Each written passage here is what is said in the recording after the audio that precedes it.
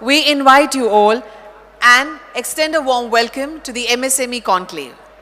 आज का यह सम्मेलन गुजरात के सूक्ष्म, लघु और मध्यम उद्योगों की असीम संभावनाओं का उत्सव है। MSMEs जो हमारे राज्य की आर्थिक प्रगति की रीढ़ है, उनके सशक्तिकरण और विकास की दिशा में यह एक और महत्वपूर्ण कदम है। Friends, it's indeed a privilege to welcome you all to this regional MSME conclave, bringing together policy leaders, industry experts and entrepreneurs on one platform to unlock new growth pathways for Gujarat's MSME sector. So once again, we welcome you all, and those who are seated in the front sofas, we humbly request each one of you to kindly put your mobile phones on silent mode or vibrating mode. Thank you.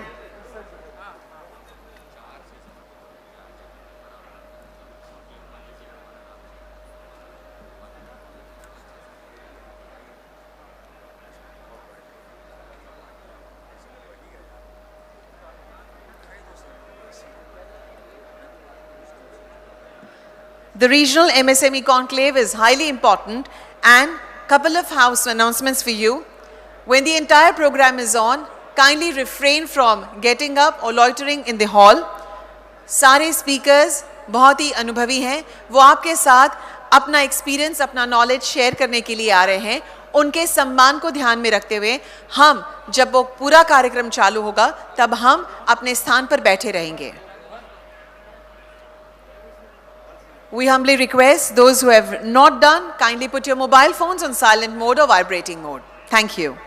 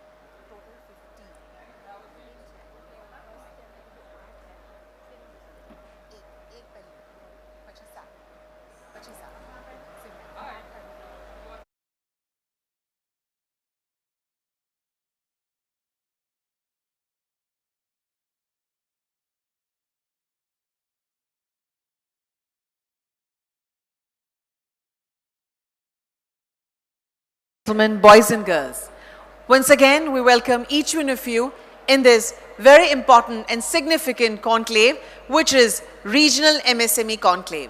आप सभी का हम तहे दिल से स्वागत करते हैं दूसरे दिवस यानी कि वाइब्रेंट रीजनल कॉन्फ्रेंस जो नॉर्थ रीजन में हो रही है उसके दूसरे दिवस पर आप सभी का हम स्वागत करते हैं। To begin the day's proceedings, we have with us a visionary administrator who has been instrumental in shaping Gujarat's MSME ecosystem. Please help me welcome Shri Sandeep Sagle, IS, Commissioner MSME, Government of Gujarat, for his context-setting address. Sir, we request you to share your thoughts with us and set the tone for today's deliberation. Welcome, sir.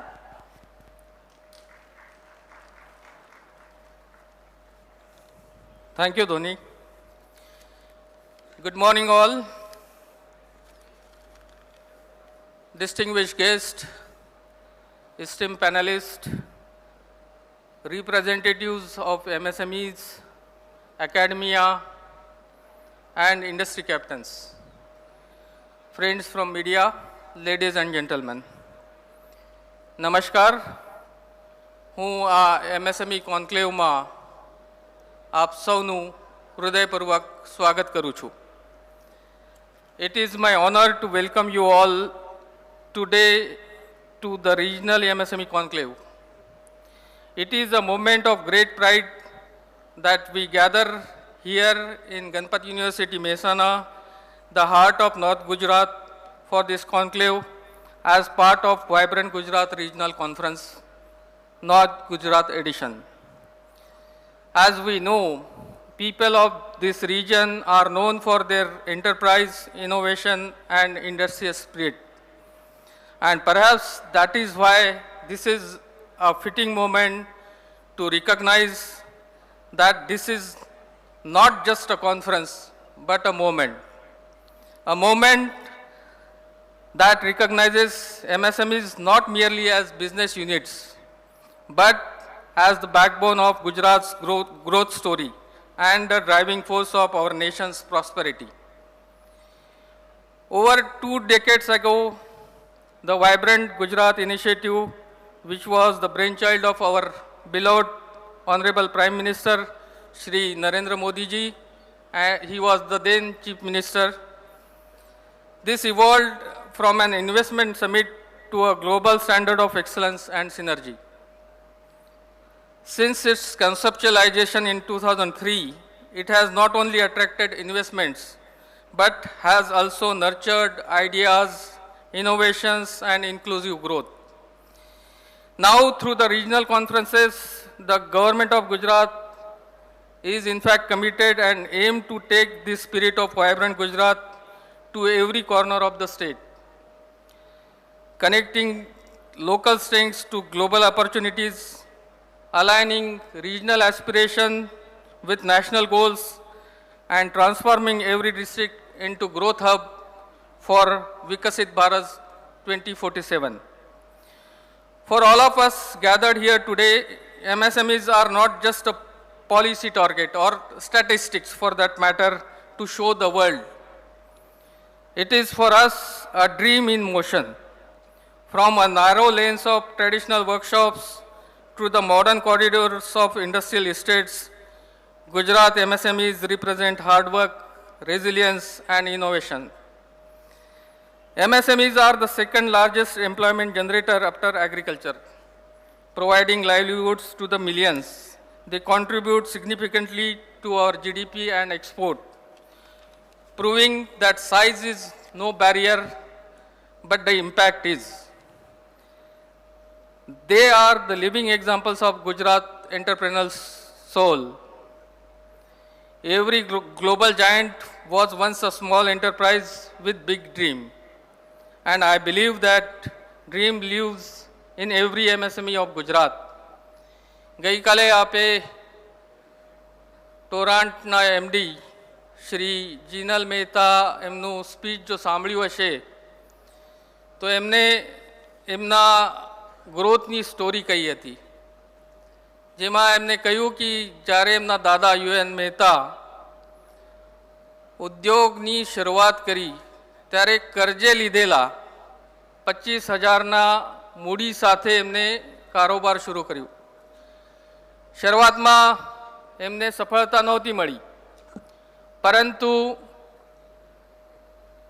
અગાધ પ્રયત્નોથી જ્યારે ઉદ્યોગ પાટે ચડ્યું ત્યારે અત્યારે ટોરાણની net worth 2 lakh crore કરતાં વધારે છે અને એમએસએમઈઝની strength છે.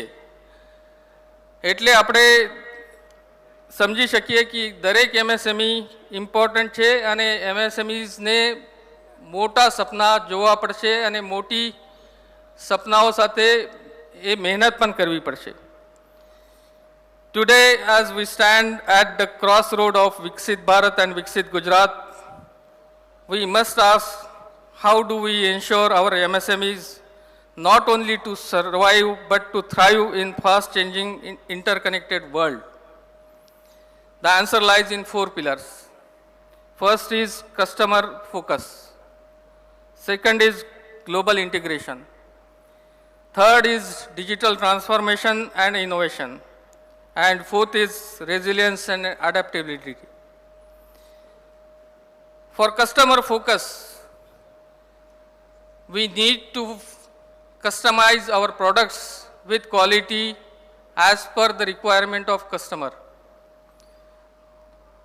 જે ઉદ્યોગ કસ્ટમરને ધ્યાને રાખીને પ્રોડક્ટ બનાવશે એમને ફાયદો થશે, અધરવાઇઝ માર્કેટમાં તમારી વેલ્યુ નહીં રહે. એટલે કસ્ટમર ફોકસ અને પ્રોડક્ટ એવી રીતે ડિઝાઇન કરવા પડશે જે કસ્ટમરને ગમે છે. આપણે જ્યારે ગ્લોબલ ઇન્ટિગ્રેશનની વાત કરીએ છીએ ત્યારે our MSMEs must connect with global value chains and become strategic partner, not just suppliers. This means embracing export diversification, global quality standards and new market linkages. For digital transformation and innovation, as we know, we are in the era of Industry 4.0. Automation, AI, and advanced manufacturing are no longer luxuries, but they are necessities. Those who innovate will survive, will lead. આપણે બધાને ખબર છે કે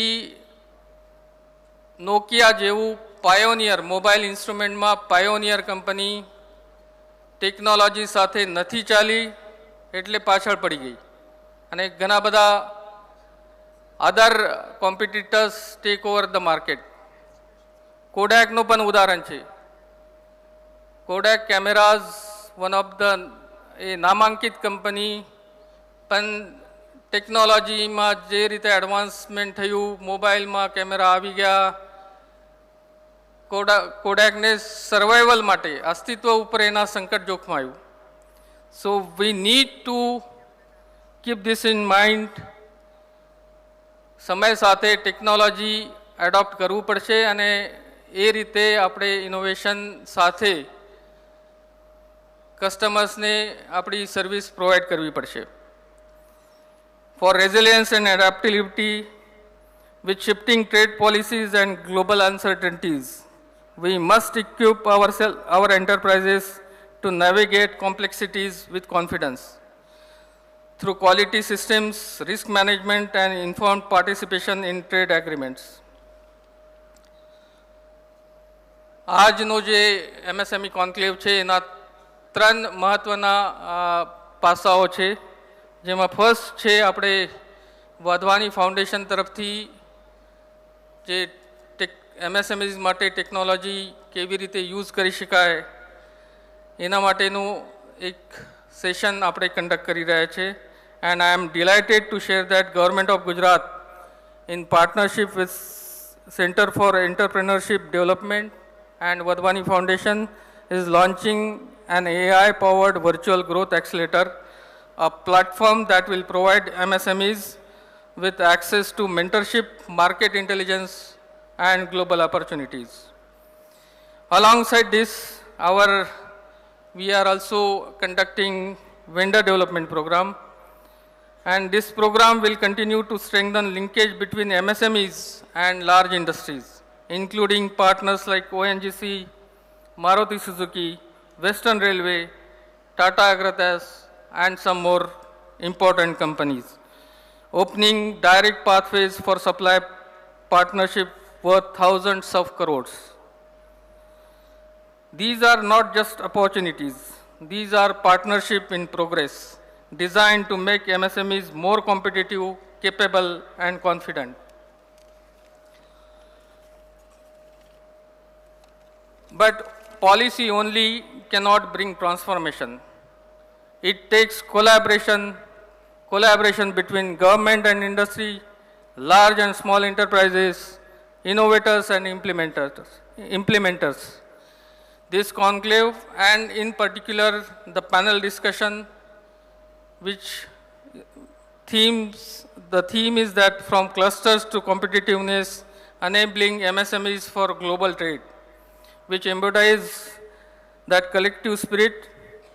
It is designed to help our enterprises to understand how to diversify exports, navigate tariff regimes, and build resilience in volatile global landscape. આ MSME conclave માટે માનનીય મુખ્યમંત્રી શ્રી ભૂપેન્દ્ર પટેલ સાહેબે સાથે સાથ honourable minister for MSME Jagdish Panchal સાહેબે પણ શુભેચ્છા પાઠવી છે અને ખાસ શુભેચ્છા સાથે આપણે આ પ્રોગ્રામની શરૂઆત કરવા જઈ રહ્યા છે. I urge all participants to engage deeply, share your experiences, raise challenges and form partnerships that will outlast this event. Friends, Gujarat has always led India's industrial growth, not through size, but through spirit. And our MSMEs carried that spirit forward every single day. Let us together reaffirm our commitment to empower MSMEs, strengthen local industries, and make Gujarat a global symbol of enterprise, excellence, and empowerment. Because when MSME thrives, Gujarat thrives. And when Gujarat thrives, it of course results in thriving Bharat. Thank you all for being here today. Jai Hind, Jai Jai Gargi Gujarat.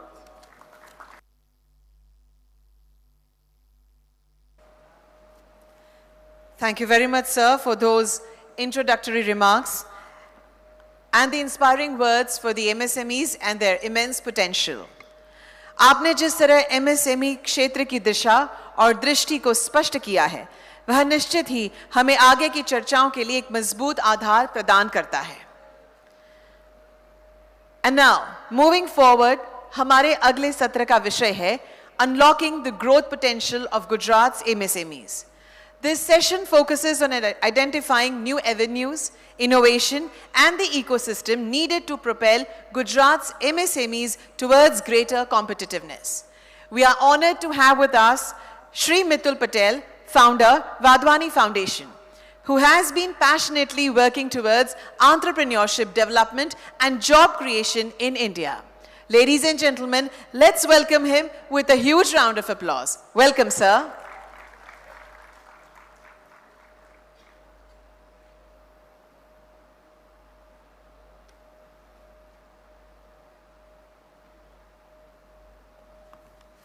Good morning, and thank you, Honorable Commissioner, for the chance to be able to speak here and for all of you to listen to what I have to say.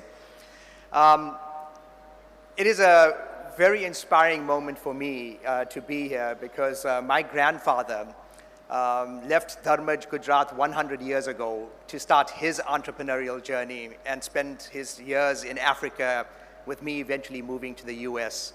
I can see in this trip here how much entrepreneurial spirit exists today and what might have been the inspiration for him. Let me start with a quick introduction to the foundation itself. The Vadwani Foundation is a not-for-profit philanthropy. It was founded by Romesh Vadwani, one of Silicon Valley's most prolific entrepreneurs. He has pledged to give his wealth back to society, and for that service, he has also been recognized with the Padma Shri. Romesh understands the power of entrepreneurship and what it can do to change people's lives. And we are focused on using entrepreneurship to create millions of jobs for families so that they can live a life of dignity. The foundation is run by entrepreneurs, run by people who have built businesses, small and large, so that they can bring their thoughts and experiences to help others do it.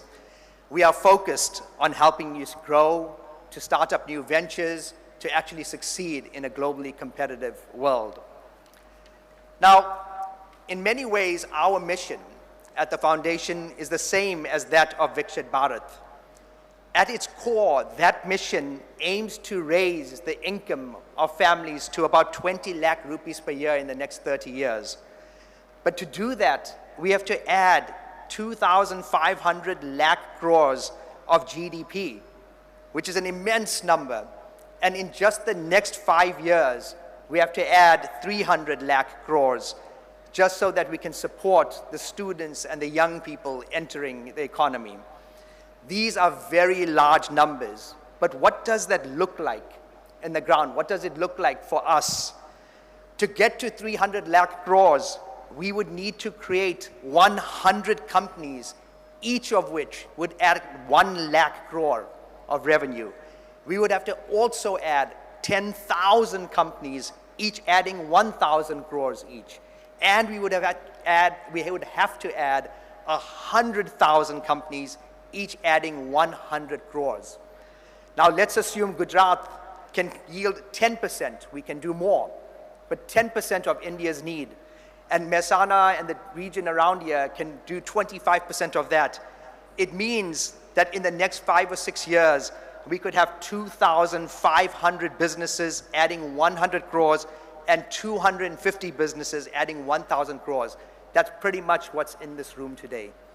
That is what is needed in order to achieve Viksit Bharat. Now, this is an incredible opportunity, but it's also one that has incredible challenge, and we are here to help you. We believe that to create this scale of impact, we need to operate in 3 fronts at the same time to create an entrepreneurship engine for the region. We need to develop new sectors through innovation. We have to help new businesses form and grow existing businesses in a global and in a competitive market. And we need to ensure that the talent, the skills needed to run those businesses and operate those businesses is available and matched. The foundation is actively backing these efforts already. We have committed over $150 million to building innovation centers at the IITs for emerging technologies like health tech and med tech and artificial intelligence, so that we can create intellectual property from which to build businesses that can be exported around the world from India.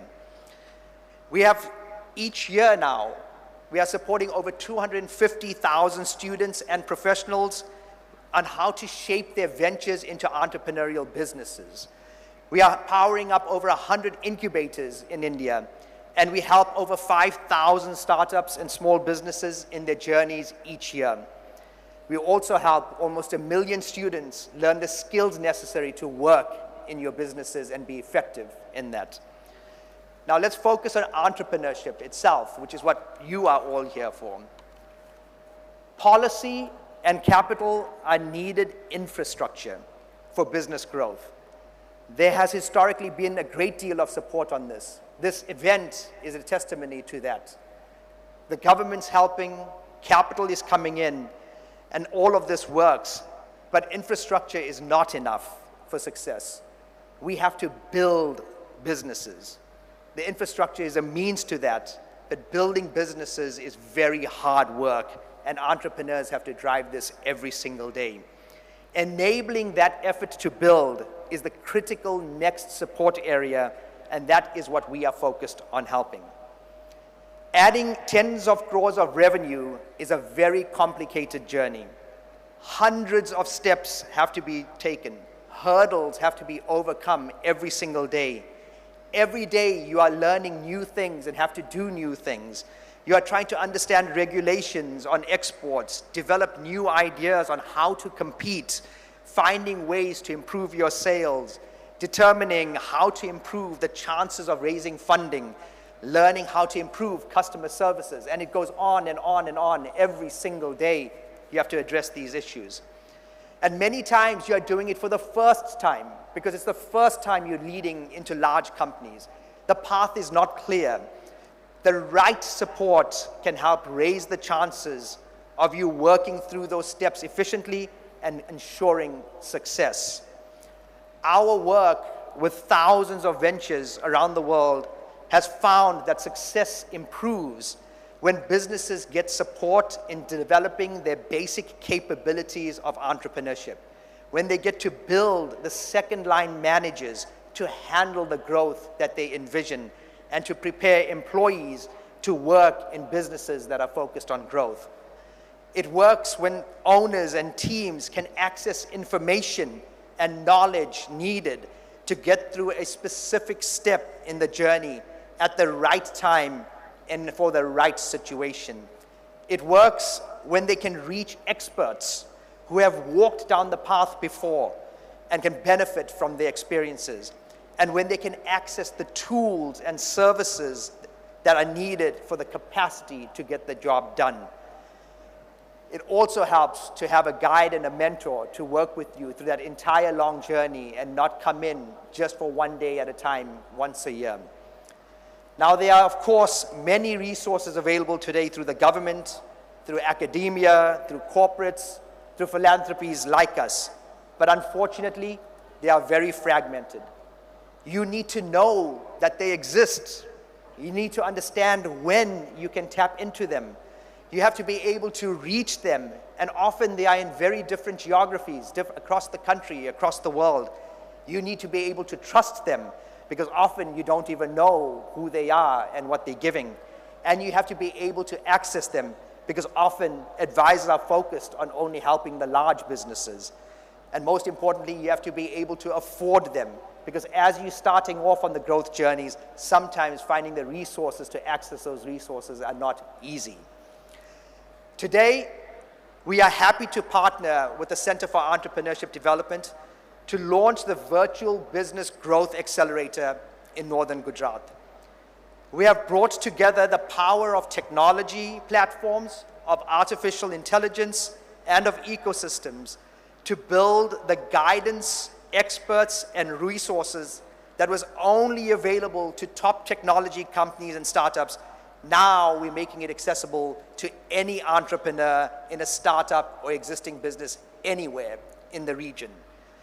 And most importantly, we are giving this access through the touch of a screen in the phone in your pocket. We will show you a QR code at the end where you can simply scan that, and you will be able to get access to immense resources to help you. And as a foundation, we are obviously not interested in revenue. This is all for free for you to use so that you can succeed. The AI advisor can help any business through its venture journey by setting action plans for small issues or complicated journeys that you have to execute over months. It provides you with the knowledge you need in the form of very sharp, practical information through expert sessions that you can engage in and talk to people that know what you are going through. It can help you find experts and consultants on specific actions that you are taking, and it can give you resources like tools and directories to help you execute the actions that you set for yourselves. This AI advisor is supported by human experts. The accelerator provides access to structured capability academies that develop entrepreneurial skills of leaders, of managers, and of employees. And for selected ventures with high potential and high aspiration, the accelerator also provides access to remote venture partners or through venture partners on the ground who can provide guidance through a journey by leveraging their own business expertise. Again, you can access it at the touch of a screen, and hopefully this all provides value to you to ensure success. Now, this regional accelerator is actually built on a national and global platform.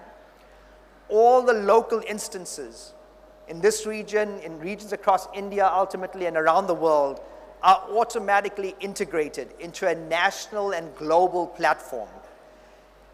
Expertise, resources, knowledge are collected in the geographies where there are people that know the most about that industry.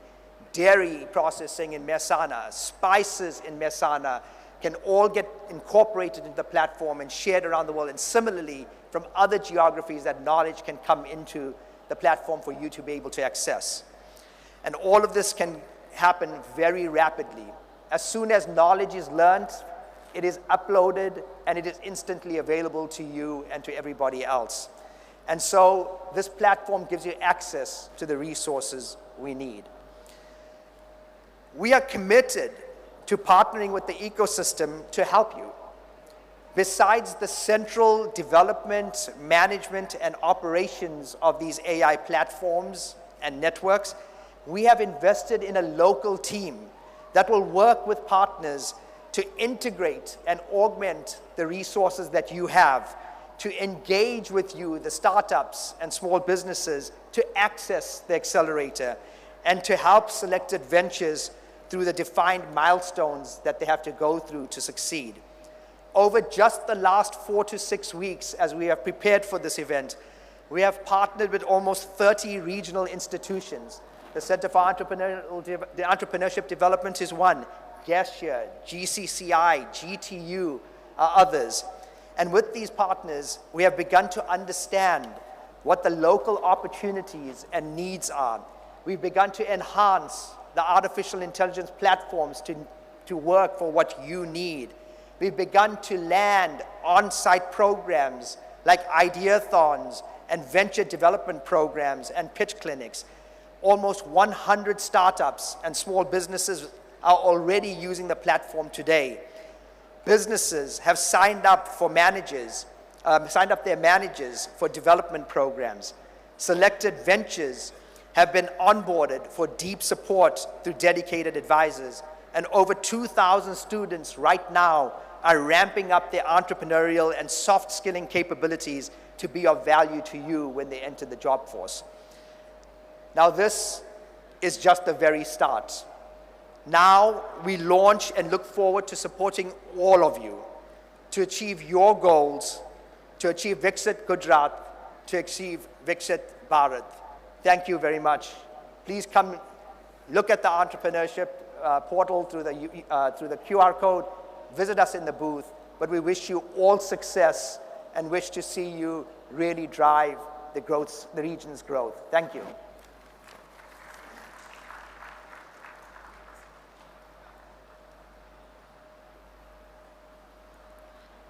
Thank you very much, Mr. Mithul, for such a thought-provoking address.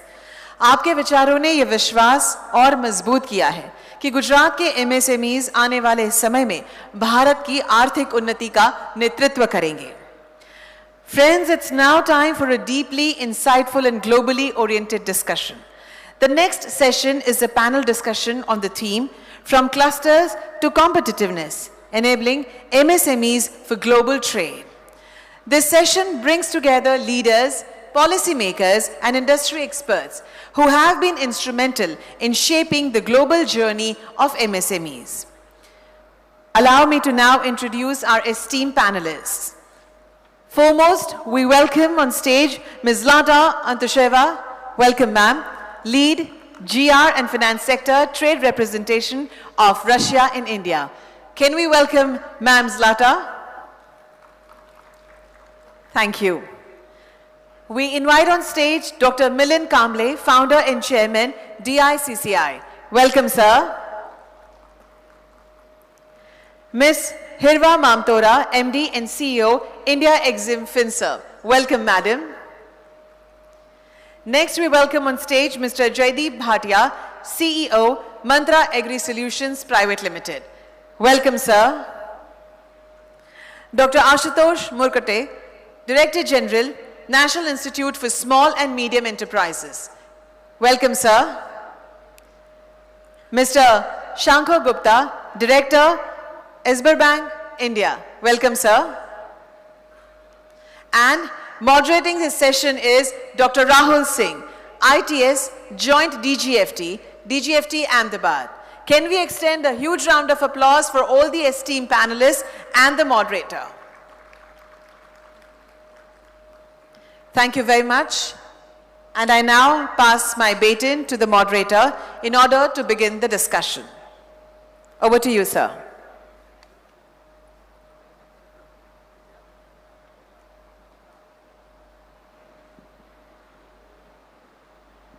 Thank you. I welcome all the panelists for this very interesting discussion on from clusters to competitiveness, enabling MSME for global trade. Let me give some figures to set context of this panel discussion. MSME today contributes around 30% of India's GDP. It is responsible for around 45% of India's exports. We export around $450 billion, and almost half of it comes from MSME in India. The sector supports 28 crore jobs, second only to agriculture in India.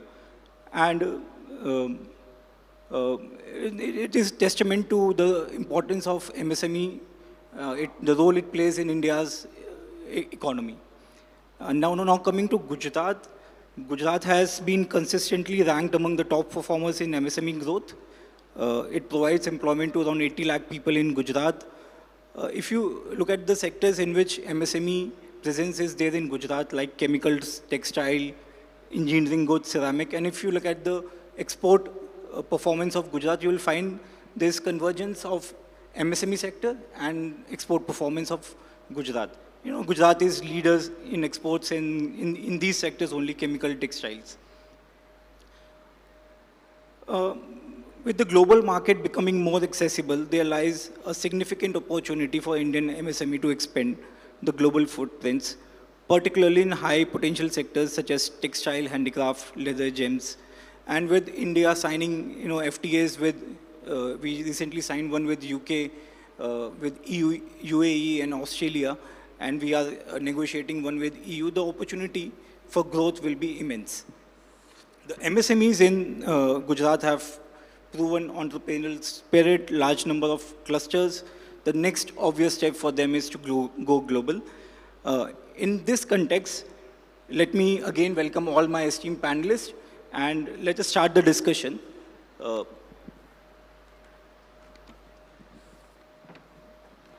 From Dr. Ashutosh Murkute, sir, you represent the capacity building infrastructure of MSME. आप director general हैं national institute of small and medium enterprise के. I want to understand as trade environment grows more complex, how can MSMEs be equipped through training and institutional support to understand the evolving structure? MSMEs also many a times cite knowledge gap rather than capability gap. How can structured knowledge dissemination bridge that divide? At the beginning, I would like to thank the organizers for giving me the opportunity. And the topic regarding to MSME is very pertinent regarding these knowledge gaps. So, knowledge gap is a dynamic process, and unless we address that, it would be very difficult for any business, and especially the MSMEs, to cope up with that. And considering this basic concept, the ministry always floats different schemes for the strengthening of MSMEs.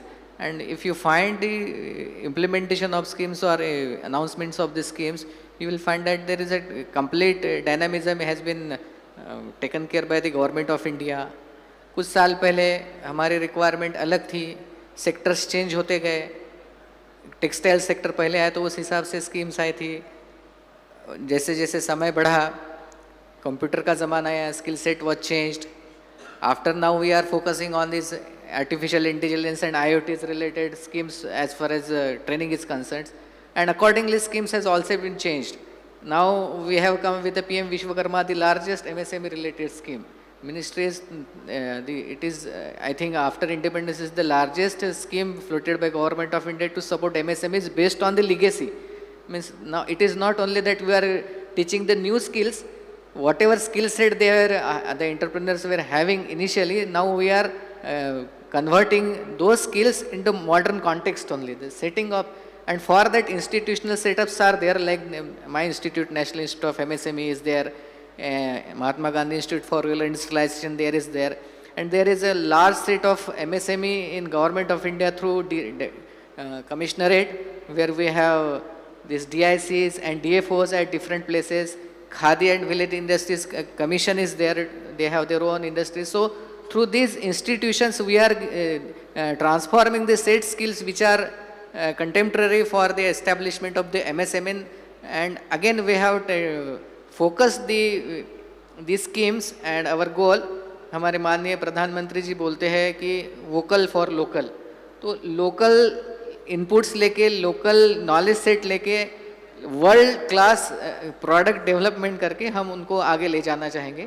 तो इस हिसाब से schemes and institutional setup, formal institution setups through the government of India और state government institutions, and scheme related to that, just like RAM scheme or other schemes. PM Ajay is there, PM Vikas is there. So through state governments also this convergence is being happening.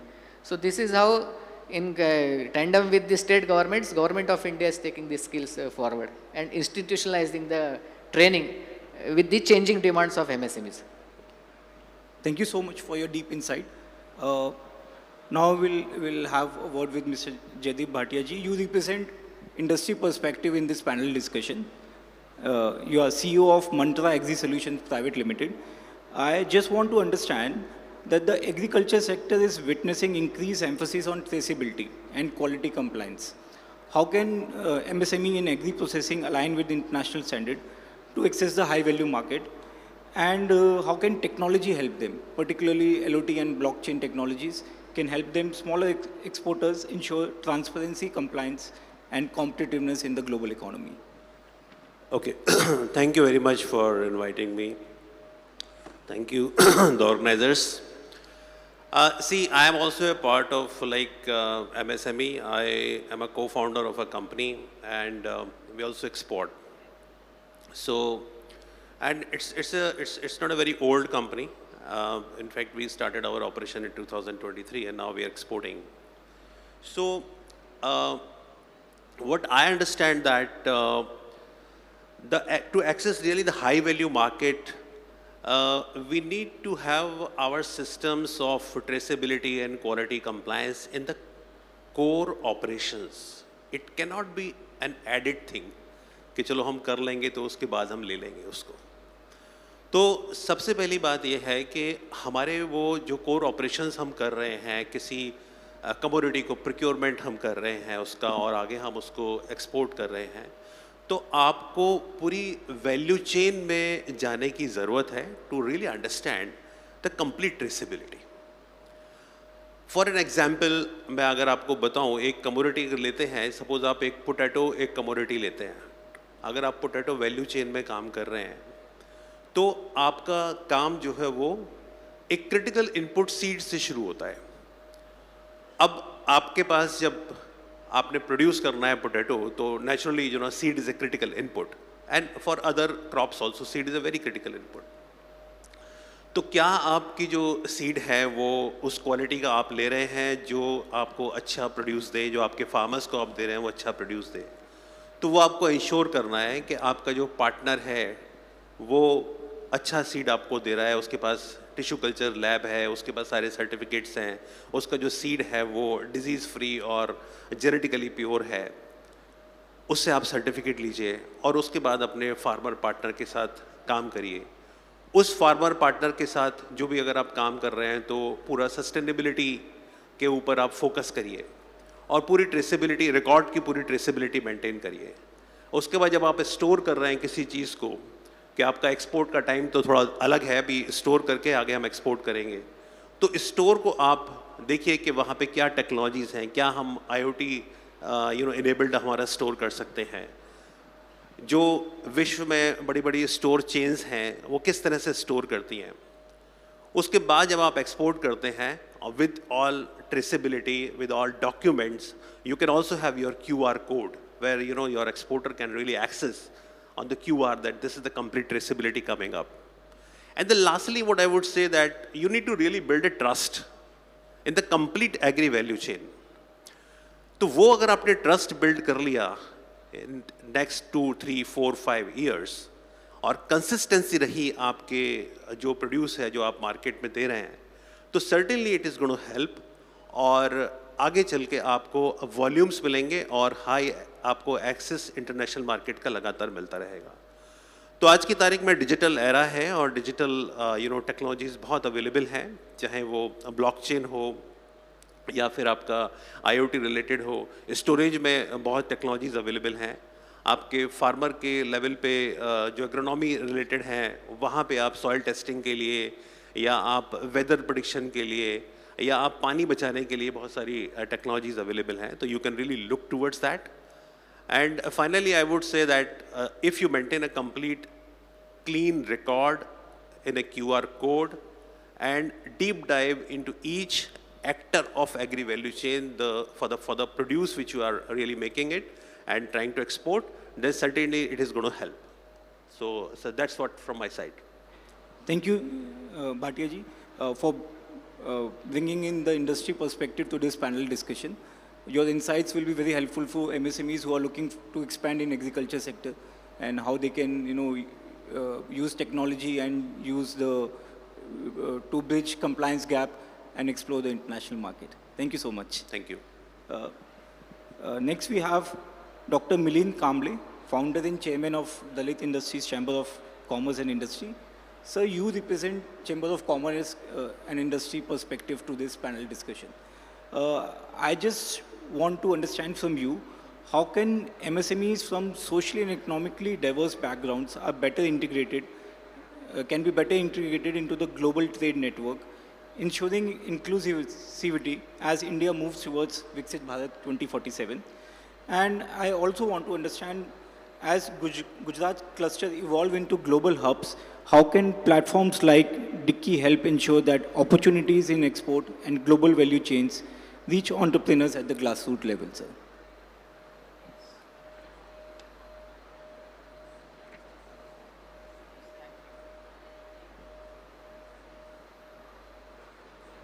Yeah, thank you, Rahul. Very first, I want to extend my thanks to organizer for inviting me. And from a very long time, I am attending these Vibrant Gujarat events and biannual. Today, what Mr. Rahul asked me to tell about the Dicky activities and how it will leverage the Gujarat's cluster model to enhance the export of marginalized or SC/ST communities.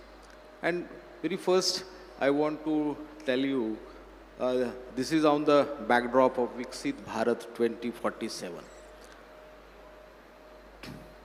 तो अगर हमें भारत को विकसित करना है तो हमें we have to adopt inclusivity in all walks of life. तभी हम भारत को आगे बढ़ाएंगे. यानी कि देश का विकास, डेवलपमेंट, जो वर्टिकल विकास होके नहीं चलेगा, तो हमारा देश का विकास जो है वो हॉरिजॉन्टल होना चाहिए. हॉरिजॉन्टल का मतलब है कि हमारे देश के जो सभी मार्जिनलाइज कम्युनिटी के सेक्शंस है, ट्राइबल्स है, शेड्यूल कास्ट है, वुमन है, मार्जिनलाइज कम्युनिटी के जो MSMEs और एंटरप्रेन्योर्स है, इन सब को एक्सेस टू द क्लस्टर जो है वो हमको क्रिएट करना पड़ेगा. अभी बात कॉम्पिटिटिवनेस की है, तो very first we have to give them access, okay, and then readiness of their products, help them, mentor them, तो उनके प्रोडक्ट्स को कॉम्पिटिटिव बनाने के लिए. Here I will not pitch कि हमारा प्रोडक्ट जो बन रहा है उसको मार्केट दे दो. What I am pitching here कि अगर हमको इंक्लूसिव डेवलपमेंट की ओर जाना है तो some preferential treatment is required. वो क्या हो सकती है? You have to set aside some portion of procurement from marginalise section of the society. ठीक है, उसमें I am not asking to give them compromise the quality, cost and delivery. Only give them opportunity. Okay, first time opportunity. Therefore, lower down some of requirements like any financial criterias or like जो हम बोलते हैं ना उसमें कि tender में participate करने के लिए या इसमें आने के लिए जो 2-3 टेक्निकल और फाइनेंशियल क्राइटेरिया जो होती है उसको थोड़ा सा ध्यान में रखने की ज़रूरत है. तो ये बातें जो है वो हमको करना पड़ेगा, उनको एक अपॉर्चुनिटी जो है वो देनी पड़ेगी. तो तभी यह जो मार्जिनलाइज कम्युनिटी या डाइवर्स सेक्शन के जो MSMEs है उसको मौका मिलेगा. एक मैं आपको एग्जांपल देता हूँ. We are very closely working with Tata group and Tata का एक प्रोग्राम है called TAP, Tata affirmative action program, which is designed by mister Muthuraman, अभी रिटायर हो गए, and myself, both we design that program. And through that program we included near about 1000 SC/ST entrepreneurs in their supply chain as a supplier, vendor. तो उसमें क्या किया हमने? तो हमने उनको कहा कि you have to work in the open books, कि आप जो परचेस कर रहे हो तो लेट्स बायर को वो अब बताइए कि मेरी last purchase price was this much, can you match to this price. So likewise अगर ओपन बुक में अगर हम काम करेंगे तो वो इंक्लूसिव, और वैसे ही हुआ अभी 1100 are the SC/ST and women entrepreneurs are in their supply chain. तो यह एक एग्जाम्पल है, ये कारपोरेट ने कैसे वो किया। और बहुत सारे लोगों के साथ भी हम लोग काम करते हैं तो वो लोग बोलते हैं कि हमको लोग मिलते नहीं हैं। तो for that see for all of us, for inclusive growth, inclusive development, inclusive participation, each and every sector we have to walk extra mile। हमको एक कदम आगे चलना पड़ेगा, तभी यह पॉसिबल होगा, ऐसे मुझे लगता है। दूसरा, गुजरात में जो एक वाइब्रेंट क्लस्टर्स सिस्टम जो बनाया हुआ है, कि उस क्लस्टर सिस्टम का जो आपने पूछा कि हाउ हमारा गुजरात चैप्टर एंड जो डिक्की के जो मेंबर्स है उसका बेनिफिट कैसे ले सकते हैं, तो येस ऑफ कोर्स कि यह जो क्लस्टर है उस क्लस्टर में जो भी हमारे उद्यमियों के जो प्रोडक्ट है उस प्रोडक्ट का रेडीनेस करना है, वो लोकल लैंग्वेजेस में जो पॉलिसी और इंटरनेशनल स्टैंडर्ड्स जो भी क्रेडेंशियल्स जो भी लगते हैं उसको लोकल लैंग्वेजेस में ट्रांसलेट करके through mobile we can create awareness camps among these marginalized community entrepreneurs, वो कर सकते हैं। उनके डिजिटल ब्रोशर्स बनाना है, और आजकल जैसे उन्होंने सबने कहा कि अभी डिजिटल है, AI है, तो हम लोग ये सब प्रोडक्ट्स को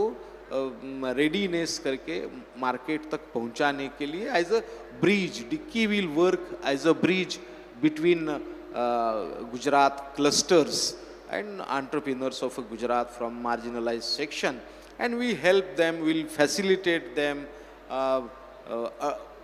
we'll advocate for them तो government policies, international tariffs, non tariffs जो इश्यूज है वह विल उनके ध्यान में लेके आएंगे। तो फाइनली अगर ऐसे हम करेंगे, जब तक यह विकास के दौर में इस सेक्शन को हम शामिल नहीं करेंगे और उसके लिए कुछ प्रेफरेंशियल ट्रीटमेंट अगर नहीं करेंगे तो हम विकसित भारत की ओर जो बढ़ना है उसमें कुछ प्रॉब्लम्स क्रिएट हो सकते हैं। तो ये ध्यान में रखते हुए जो अभी इस बड़े प्लेटफॉर्म पे जो हम ये डिस्कशन कर रहे हैं, और I also appeal to the buyers, international buyers, while they are buying from any underdeveloped country, they should give the preferential treatment for the marginalized sections of their country's people, MSMEs and small businesses. So this also I appeal to the international buyers, and also I will appeal to the Indian buyers also, Indian industry also. They should include affirmative action, supplier diversity, diverse supplier base. So all the initiatives are much needed for a Viksit Bharat. Thank you very much. Thank you, Dr. Milind Kamleji, for your passionate appeal for inclusive growth and your idea that Viksit Bharat can only happen if inclusive growth also happens side by side. Thank you so much. Now to take the discussion global, we have Ms. Zlata Entusheva. She represents lead GR, Finance Sector, Trade Representation of Russia and India. Madam, you would have seen that India-Russia bilateral trade is around $70 billion. Russia exports more than $60 billion to India. India's export to Russia is around $5 billion. So there is a lot of potential for Indian entrepreneurs to explore the Russian market. In this context, I would like to ask you, which specific sectors in Gujarat, according to you, shows the greatest potential for export diversification into the Russian market, and what future areas of collaboration you see between India and Russia, such as technology, logistics, sustainability, where Gujarat MSMEs can actively participate? Thank you. Thank you so much. प्रिय दोस्तों, नमस्ते। आपसे मिलकर मुझे बहुत खुशी हुई। मुझे आज के कार्यक्रम में आपका स्वागत करते हुए खुशी हो रही है। Good afternoon, dear friends. I'm so happy to see all of you there, esteemed guests, dear panelists. Thank you so much for paying so much attention to this sector. So first of all, of course, I would like to take an opportunity to extend my gratitude to the organizers of this event and thank for the invitation. From the side of the Russian Federation, I would like to tell you that we are paying a lot of attention to the regional cooperation. And of course, Gujarat is one of our main focuses, one of the focus regions in which we would like to work more and to develop and widen our cooperation. We already have an MOU between the Gujarat and one of the Russian regions. It's called Yakutia. It was signed in 2001, and we would like to extend it and, of course, work more on that. It's obvious that the Indian direction is a priority for Russia and for the Russian foreign economic agenda. In 2024, as it was mentioned, India took the second place among Russia's largest trading partners. It's about 9% of the trade turnover. And according to the Indian statistics, the trade turnover between our countries is now approximately around $21 billion, and it's growing.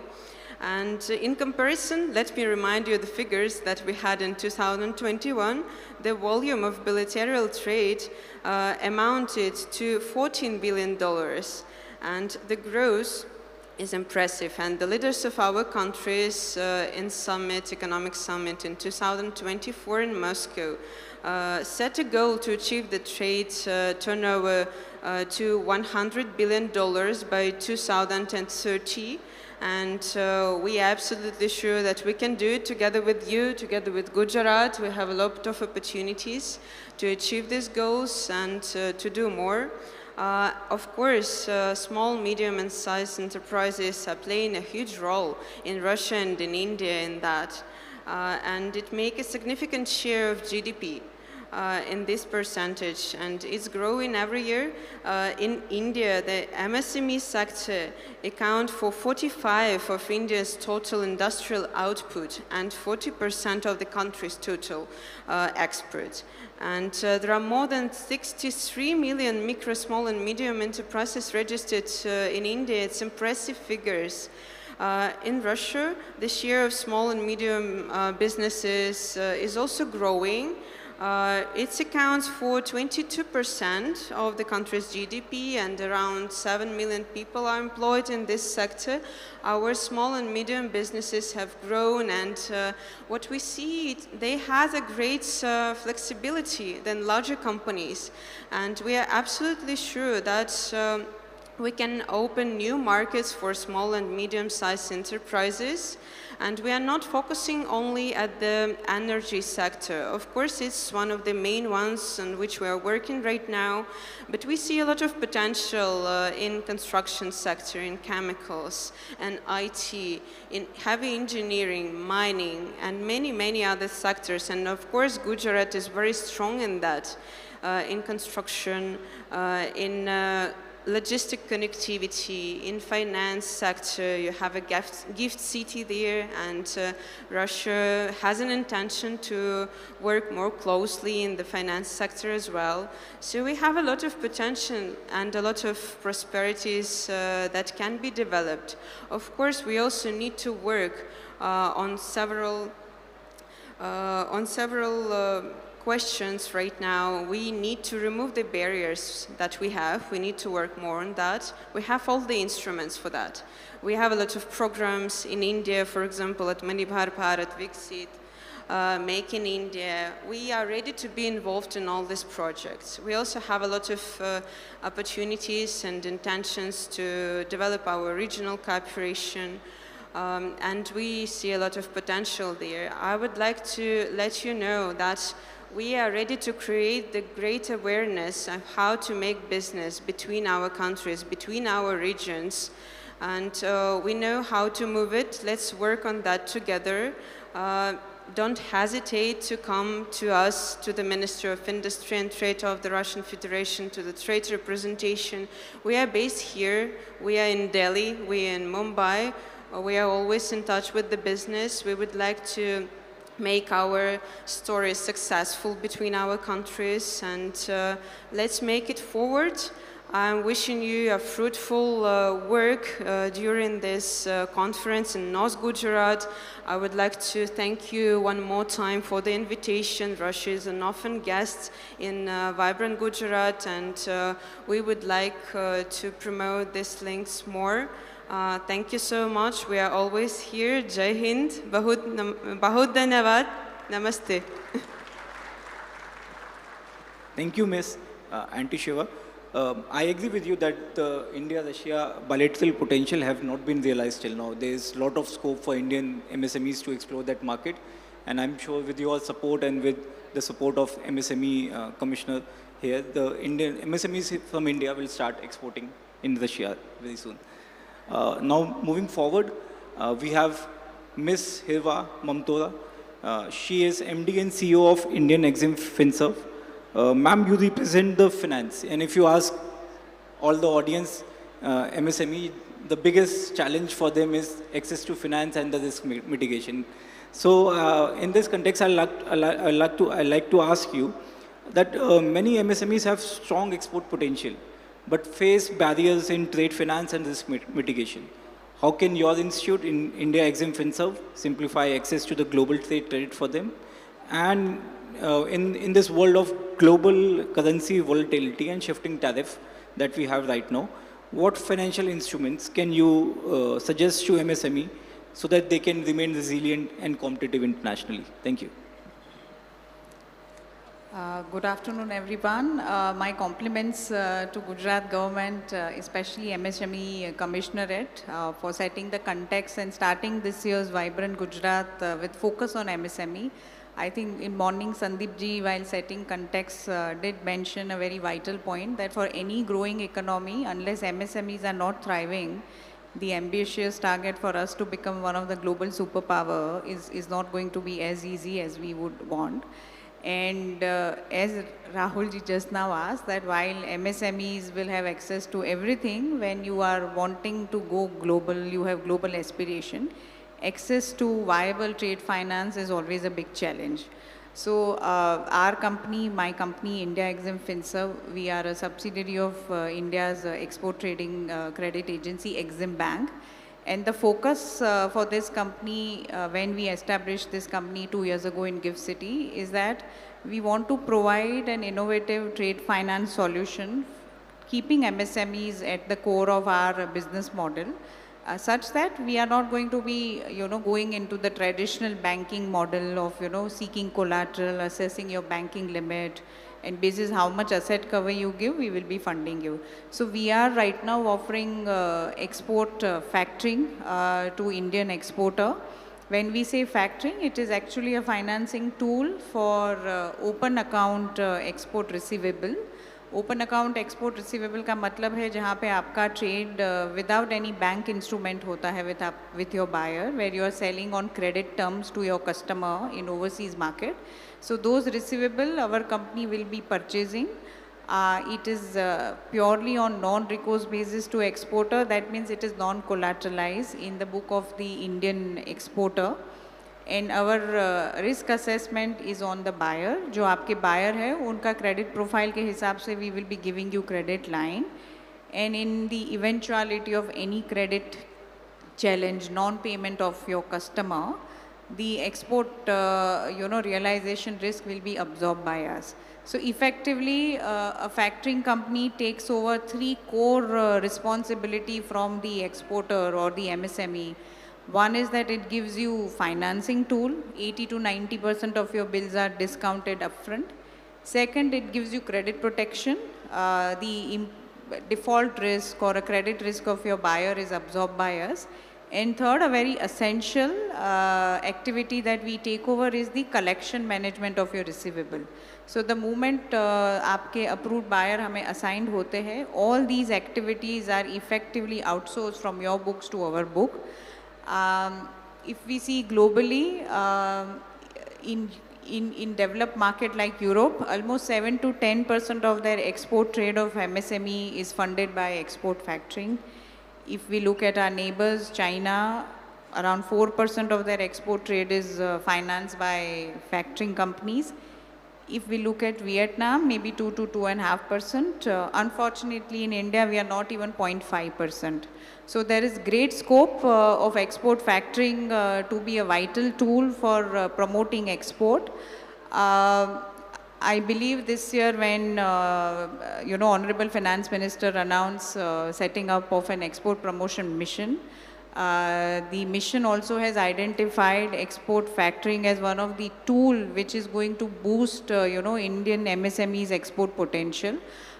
We are going to be very happy to support any exporter here who is supplying on open account trade to largely developed market, but even to second-tier markets of Latin America, Southeast Asia, and some of the African countries also are now starting to get cover from our company.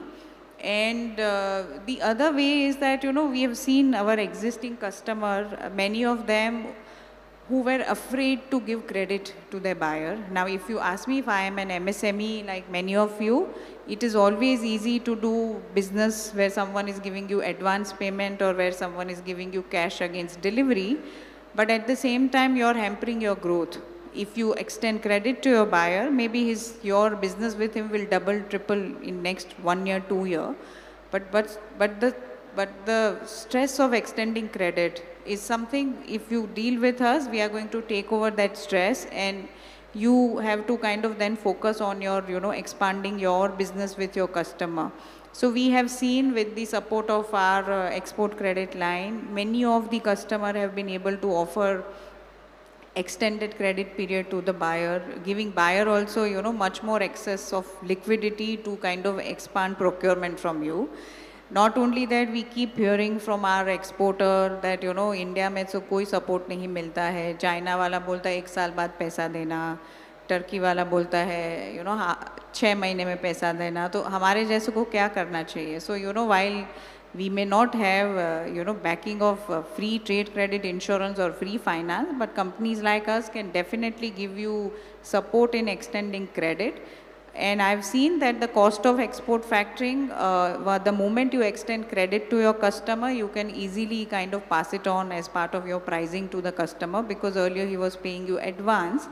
Now you're giving him 90-day, 120 days credit. So effectively, this is what our company does. Coming to the second question of, Rahul ji, that, in these extremely volatile, uncertain times that we all live, how do, we kind of ring fence our business by way of any currency risk or even the market risk? So we all know that, one of the largest trading partner for our exporters, currently majority of our export products, the merchandise trade are under a tariff of 50% from US. I would like to say that, as a prudent business practice, all of us know, even when we are dealing with our own money, that diversification is key to mitigating risk. There are untapped markets where people are willing to trade with Indian companies. I know our comfort is more where we are dealing with a buyer which is from an English-speaking jurisdiction. Latin America is a huge market. Even Russia is a big market. Many other countries, even in Africa, I've seen West Africa is not yet explored by Indian exporter. Again, I believe because primarily the cultural and language difference. But all of these markets provides huge potential for Indian companies to deal with. Wherever you feel you're venturing into a newer market where you're afraid to kind of take that risk, there are risk mitigation tools available. Factoring is one amongst them. Insurance is one amongst them. And extensively, I think you have to be scouting for new buyers, participate in trade expos, kind of be open to newer business opportunities. You never know, maybe, the new partner is going to take you to next level of your growth. In terms of Forex risk, I'm sure you are well advised by your banking partners that it is always advisable to hedge your Forex receivable if you are not having a sizable import and you're only exposed to export, or vice versa, depending on your profile. I think your banks will be able to advise you. There are enough hedging instrument of forward cover available in India. Indian banks are now extremely well placed. In fact, their MSME branches are equivalent to a large corporate branch. Everything is, click of a button available to exporter. And I personally feel that you all should use, you all should maximum use these tools of technology to ring fence all of your exposure. Feel free if you have any questions, query, we are here to kind of, answer all of that. Thank you. Thank you, Ms. Mamtola. Thank you for, telling us about nuances of trade finance, export factoring, and how MSMEs can, use those to better mitigate their risk in currency fluctuations and geopolitical situations that we are presently in. We also have Mr. Shanko Gupta. He is director in Sberbank India. आप banking perspective लाते हैं इस panel discussion को. I would like to ask you that, global trade today demands both speed and security in transaction. How does your bank can help MSME streamline cross-border payments and manage for this risk? And how your bank can help MSMEs in exploring markets like Russia?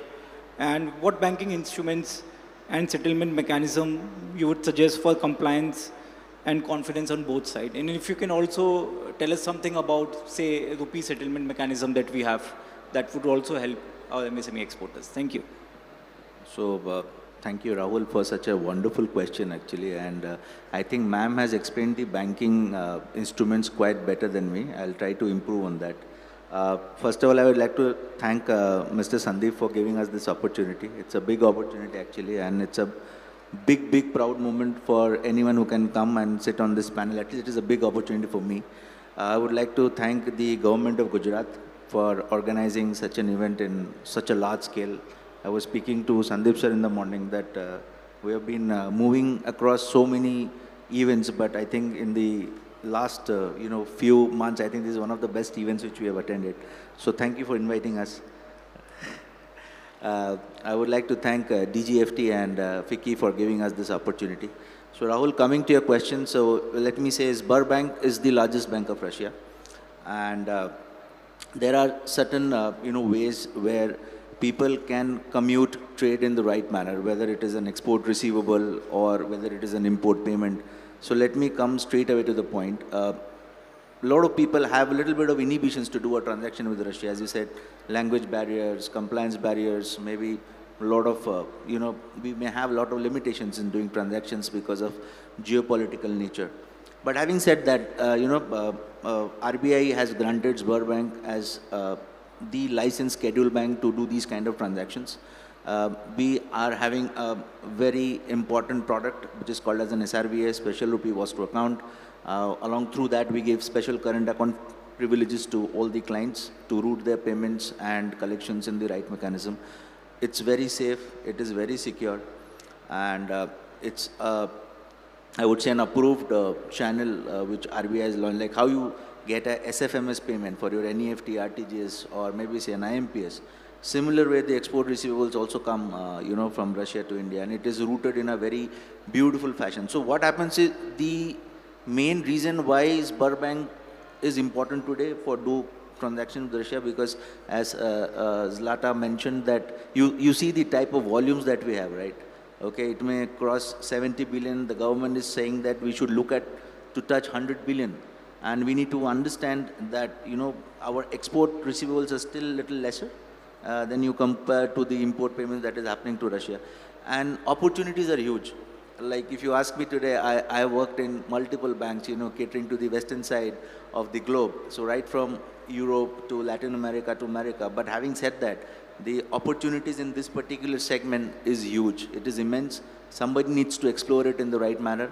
And banking channels are the best channels, to provide support in the right mechanism. Coming to safety and security, as I said, it's a very safe and secure channel because RBI has approved this channel. And I was talking to some of the participants and delegates yesterday in the event. The major fear they have is, the transaction is done or they have cracked a deal, but the payment or the collection and the compliance part of the transaction, how will they comply with Russia? So, the bank supports right from collections to payments as well as, BRC reconciliations. If some exporter wants to recon their shipping bills or want to, recon their BOEs pertaining to import payments, which is very, very predominant to Russia, we can do that. We have come up with a lot of working capital facilities, like there's a post-shipment finance, there are working capital, structures where you can manage and help the Indian exporter. We also have some products which is into the pre-shipment side, also some products which the importers can avail from us. आपको अगर Russia में कभी भी कोई भी transaction करने के लिए अगर आपको ऐसा लगता है कि आपका बिजनेस वहाँ चल सकता है, वहाँ पे बहुत सारी अपॉर्चुनिटीज़ हैं, हमारा बैंक में एक स्पेशल टीम है जिसको हम बिजनेस डेवलपमेंट टीम कहते हैं, वो आपके लिए सही बायर ढूंढ के ला सकता है रशिया से. आपके साथ आपके पास जो प्रोडक्ट है, सपोज आपके पास एक प्रोडक्ट है जो आप एक्सपोर्ट करना चाहते हो टिपिकली रशिया में, एंड आपको पता नहीं करना कैसे है. So Sberbank is the right channel who can help you. We can identify the right set of buyers if there's an availability in Russia. बहुत ही जल्द हमारा एक प्रोडक्ट आ रहा है इंडिया मॉल, जिसमें हम B2B लोगों को कनेक्ट करेंगे, यहाँ का एक्सपोर्टर, वहाँ का इम्पोर्टर या फिर वहाँ के इम्पोर्टर्स, हमारे एक्सपोर्टर्स. हम वो प्रोडक्ट बहुत जल्दी ला रहे हैं मार्केट में, एंड हम उसके तहत काफ़ी सारे बायर्स और काफ़ी सारे एक्सपोर्टर्स जो इंडिया से वहाँ पे अपने प्रोडक्ट्स को बेचना चाहते हैं, उनकी मदद करेंगे इस पर. A few back, I think ma'am was also mentioning about forward contract, and since we are having less time, I want to sum up everything in one shot. The payments to India and Russia can be done in INR. Your dollar invoices as well can get converted into INR for that particular day, and the payment can be supported in INR. So there is no, risk of, having that fine, okay, I have done this transaction today, or I have exported this today. After 3 months, I'm going to get the receivable for this. How am I supposed to hedge my, forex mechanism? So there is no fear or there is no risk attached to it. You can do your payments and receive payments in INR. Very shortly, we are also going to launch forward contracts for INR and ruble. It sounds a little different because people are more experienced and they have more value additions in the dollar and the euro kind of a forwards. But very soon we'll also have a product which is into INR, and everything is very smooth. As I'm again mentioning the safety attached to any sort of transactions, because आपके मन में अगर कोई भी शंका हो Russia को लेके, आपको परेशान होने की ज़रूरत नहीं है. स्बर बैंक आपकी मदद करेगा. आपके एक्सपोर्ट्स के पैसे सही तरीके से सही टाइम से इंडिया में आ सकता है, और अगर आपने कोई सामान वहाँ से ख़रीदा है तो उसका इंपोर्ट पेमेंट भी सही तरीके से यहाँ से हो सकता है. We are also helping everybody in completing the compliance part of all these transactions. We have a very good office in Delhi. We have a very good office in Mumbai. We have a very big IT hub in Bangalore. So I would invite all of you to come to our office. Maybe इतनी बड़ी जगह तो नहीं है कि सारे लोगों को एक साथ में होस्ट कर सकूं, but जब आप आएंगे, I can guarantee you that we can, give the best, service or the best hospitality which is possible from our side. Before I end the note, I would also like, the dignitaries or the different trade associations who have come here to give us more opportunities to participate in webinars, and, so I'm asking for an opportunity, like how the MSME is asking today. I'm asking and representing the bank for more opportunities so that, we can connect the India-Russia bilateral trade in a much structured manner, because there's a huge opportunity which we can explore today. So again, I would like to thank Sandeep sir, DGFT, FICCI, and Government of Gujarat for inviting us. And thank you, Rahul, for your questions, and all the esteemed panelists. I really, like the way ma'am explained the entire trade finance product factoring in just, 2 or 3 minutes. And it's a great experience here. So thank you so much. It's a great learning. Thank you, Rahul. Thanks for your questions. Thank you, Mr. Gupta. I think everybody would have learned something about India, Russia trade, and how they can also trade in rupees. And your idea of this India Mall is really interesting. Probably this will help MSMEs connect with the Russian buyers very soon. This has been a very interesting discussion. Due to paucity of time, I had more questions. I wanted to be devil's advocate and ask more questions on behalf of MSMEs and probably try to get answers from you. But we have paucity of time. We have to be on time. Thank you very much for this informative panel discussion. I thank all the esteemed panelists for sparing your time. and touching on all the pain points of MSMEs and probably provide them with all the solutions they require. I thank Sandeep sir for giving us this opportunity for having this MSME discussion. I hope many of you will take something from this discussion and will start exporting. If you're not exporting till now, probably you should at least start looking at exports as a potential to grow big in future. Thank you so much. Thank you. Thank you very much, Dr. Rahul, and all the eminent panelists for sharing all your thoughts and remarks with us. And I would now request Shri Sandeep Sagle sir, Commissioner MSME, and Arun Dodia sir, Additional Industries Commissioner, to present the mementos to all the esteemed panelists and moderator over here.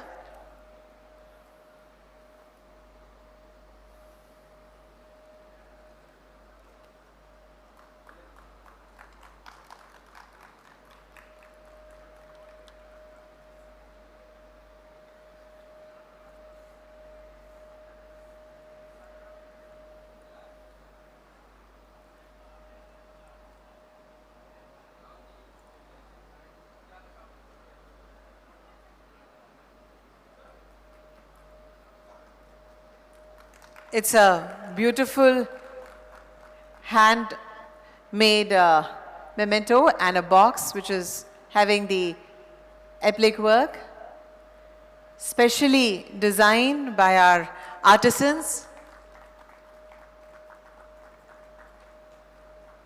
Our Honorable Prime Minister sir's vision, Swadeshi Apnao, ये उसी की एक पहल है.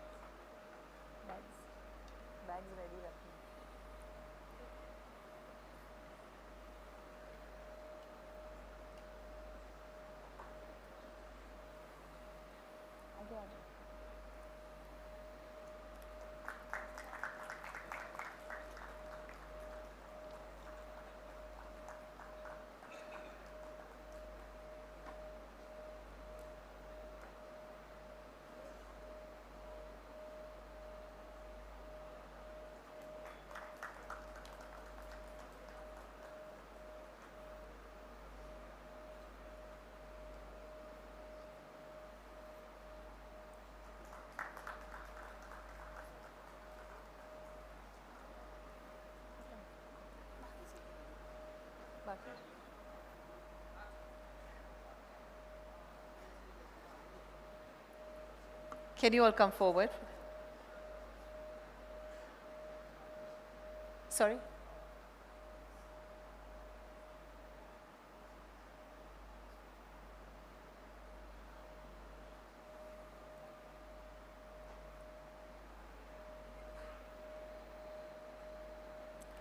Can we extend a huge round of applause for all the panelists?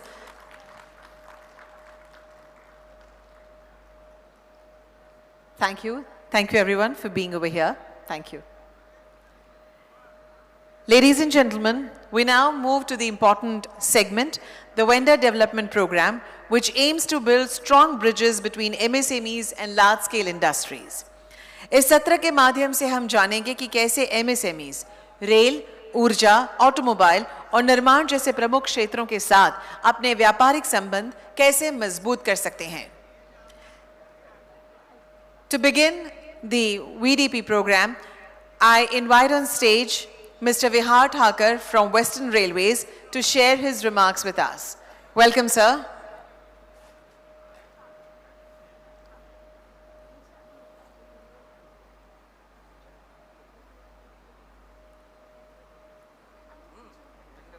Thank you, sir.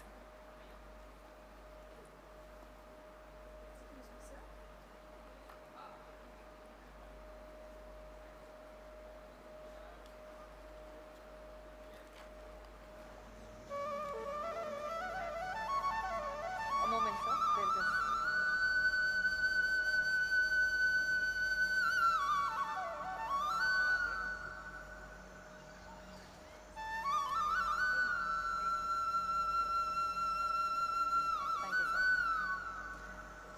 Ladies and gentlemen, please help me welcome Mr. Vihar Thakur from Western Railway to share his wonderful remarks with us. Welcome, sir.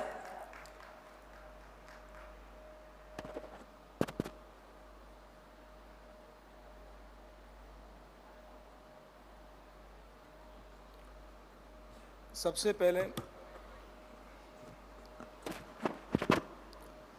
पहले इस भव्य कार्यक्रम के आयोजन के लिए मैं commissioner MSME Gujarat एवं उनकी टीम तथा इतने विशाल पैमाने पर होने वाले इस कार्यक्रम में सम्मिलित सभी महानुभावों का स्वागत करता हूं। Due to paucity of time सबका इंडिविजुअल स्वागत करना संभव नहीं है, इसलिए यहाँ पर जो पर सभी उपस्थित हैं उन सबका भारतीय रेलवे की तरफ से हार्दिक स्वागत है।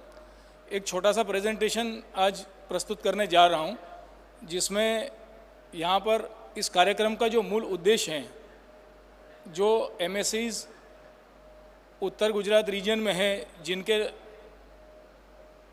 लाभान्वित करने के लिए ये कार्यक्रम किया जा रहा है, वो भारतीय रेलवे के साथ कैसे जुड़ सकते हैं और रेलवे के अंदर प्रोक्योरमेंट सिस्टम क्या है, उसके विषय में MSEs के अंदर में अवेयरनेस क्रिएट करने के लिए एक छोटा सा प्रेजेंटेशन प्रस्तुत करने का प्रयास है। In Indian Railways, the procurement is divided into broadly 3 categories: procurement of goods, procurement of services and procurement of works। अर्थात कि हम उत्पाद खरीदते हैं, हम सेवाएं खरीदते हैं और हम निर्माण कार्य आदि कार्य कराते हैं। इसके अंदर से गुड्स एंड सर्विसेज, ये दो जो चीज़ें हैं वो MSEs के लिए ज़्यादा महत्वपूर्ण हैं, क्योंकि जो गवर्नमेंट की पॉलिसीज़ हैं उसके अंदर में इन दोनों क्षेत्र के अंदर MSEs के लिए कुछ विशेष प्रावधान किए गए हैं, जो मेरे बाद में आने वाले वक्ता आपको इसके विषय में जानकारी देंगे। भारतीय रेलवे का जो प्रोक्योरमेंट वॉल्यूम है वो करीब 50,000 करोड़ से अधिक है। वो आंकड़े आप स्क्रीन के ऊपर में देख सकते हैं और इसमें प्रतिवर्ष नियमित रूप से बढ़ोतरी होती रहती है। ये थोड़ा सा ब्रेकअप दिया हुआ है, इसके अंदर में यदि आप ध्यान से देखेंगे तो तीसरे नंबर पे फ्यूल है, 16,000 करोड़ के करीब उसका जो फिगर है उसको मैंने काट दिया है। उसके दो कारण हैं, एक तो है कि ये fuel that is mainly the high speed diesel oil which is being procured for running of our locomotives, जो इंजन में चलाने के लिए जो डीजल ऑयल का उपयोग होता है वो फिगर है। तो उसके अंदर में MSEs उस क्षेत्र में नहीं है, वो बड़े पब्लिक सेक्टर ऑयल कंपनीज या बड़ी रिफाइनरी से रेलवे डायरेक्टली खरीदती हैं। दूसरा चीज़ ये कि भारतीय रेलवे में बहुत हद तक विद्युतीकरण हो रहा है और ये गर्व का विषय है कि गुजरात के अंदर में फ़िलहाल जो भी रेलवे ट्रैक वो लगभग 100% इलेक्ट्रीफाइड हो चुका है। तो आने वाले दिनों में ये डीजल की खपत वैसे ही कम होगी। ये एक ब्रेकअप दिया हुआ है कि जो हमारा कुल खरीद है उसका बाइफर्केशन दिया हुआ है कि किस प्रकार से खरीद जो है वो सेंट्रलाइज्ड रेलवे बोर्ड लेवल पे होती है और जोनल रेलवे या प्रोडक्शन यूनिट से होती है, और उसके साथ में जो है ये टोटल जो खरीद हो रही है उसका अलग अलग प्रकार से, तो उससे आपको एक आइडिया लगेगा कि what is the business volume available with you. ये हमारी सप्लाई चेन है। We are engaged in to end to end activity. We purchase goods for running and maintaining our rolling stock and our assets. At the same time, we are also manufacturing various rolling stocks. जैसे Vande Bharat the greatest example हमारी आत्मनिर्भरता का, make in India का सबसे अच्छा example Vande Bharat है।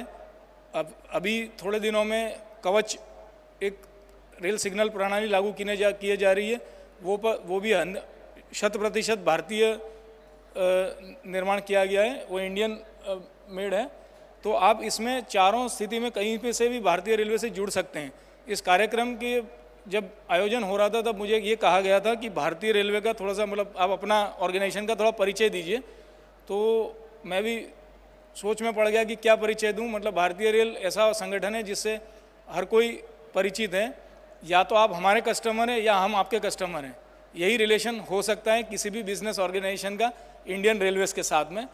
तो हमारे जो कोचेस वगैरह मैन्युफैक्चर होते हैं उसके अंदर में सप्लाई के साथ में आप जुड़ सकते हैं।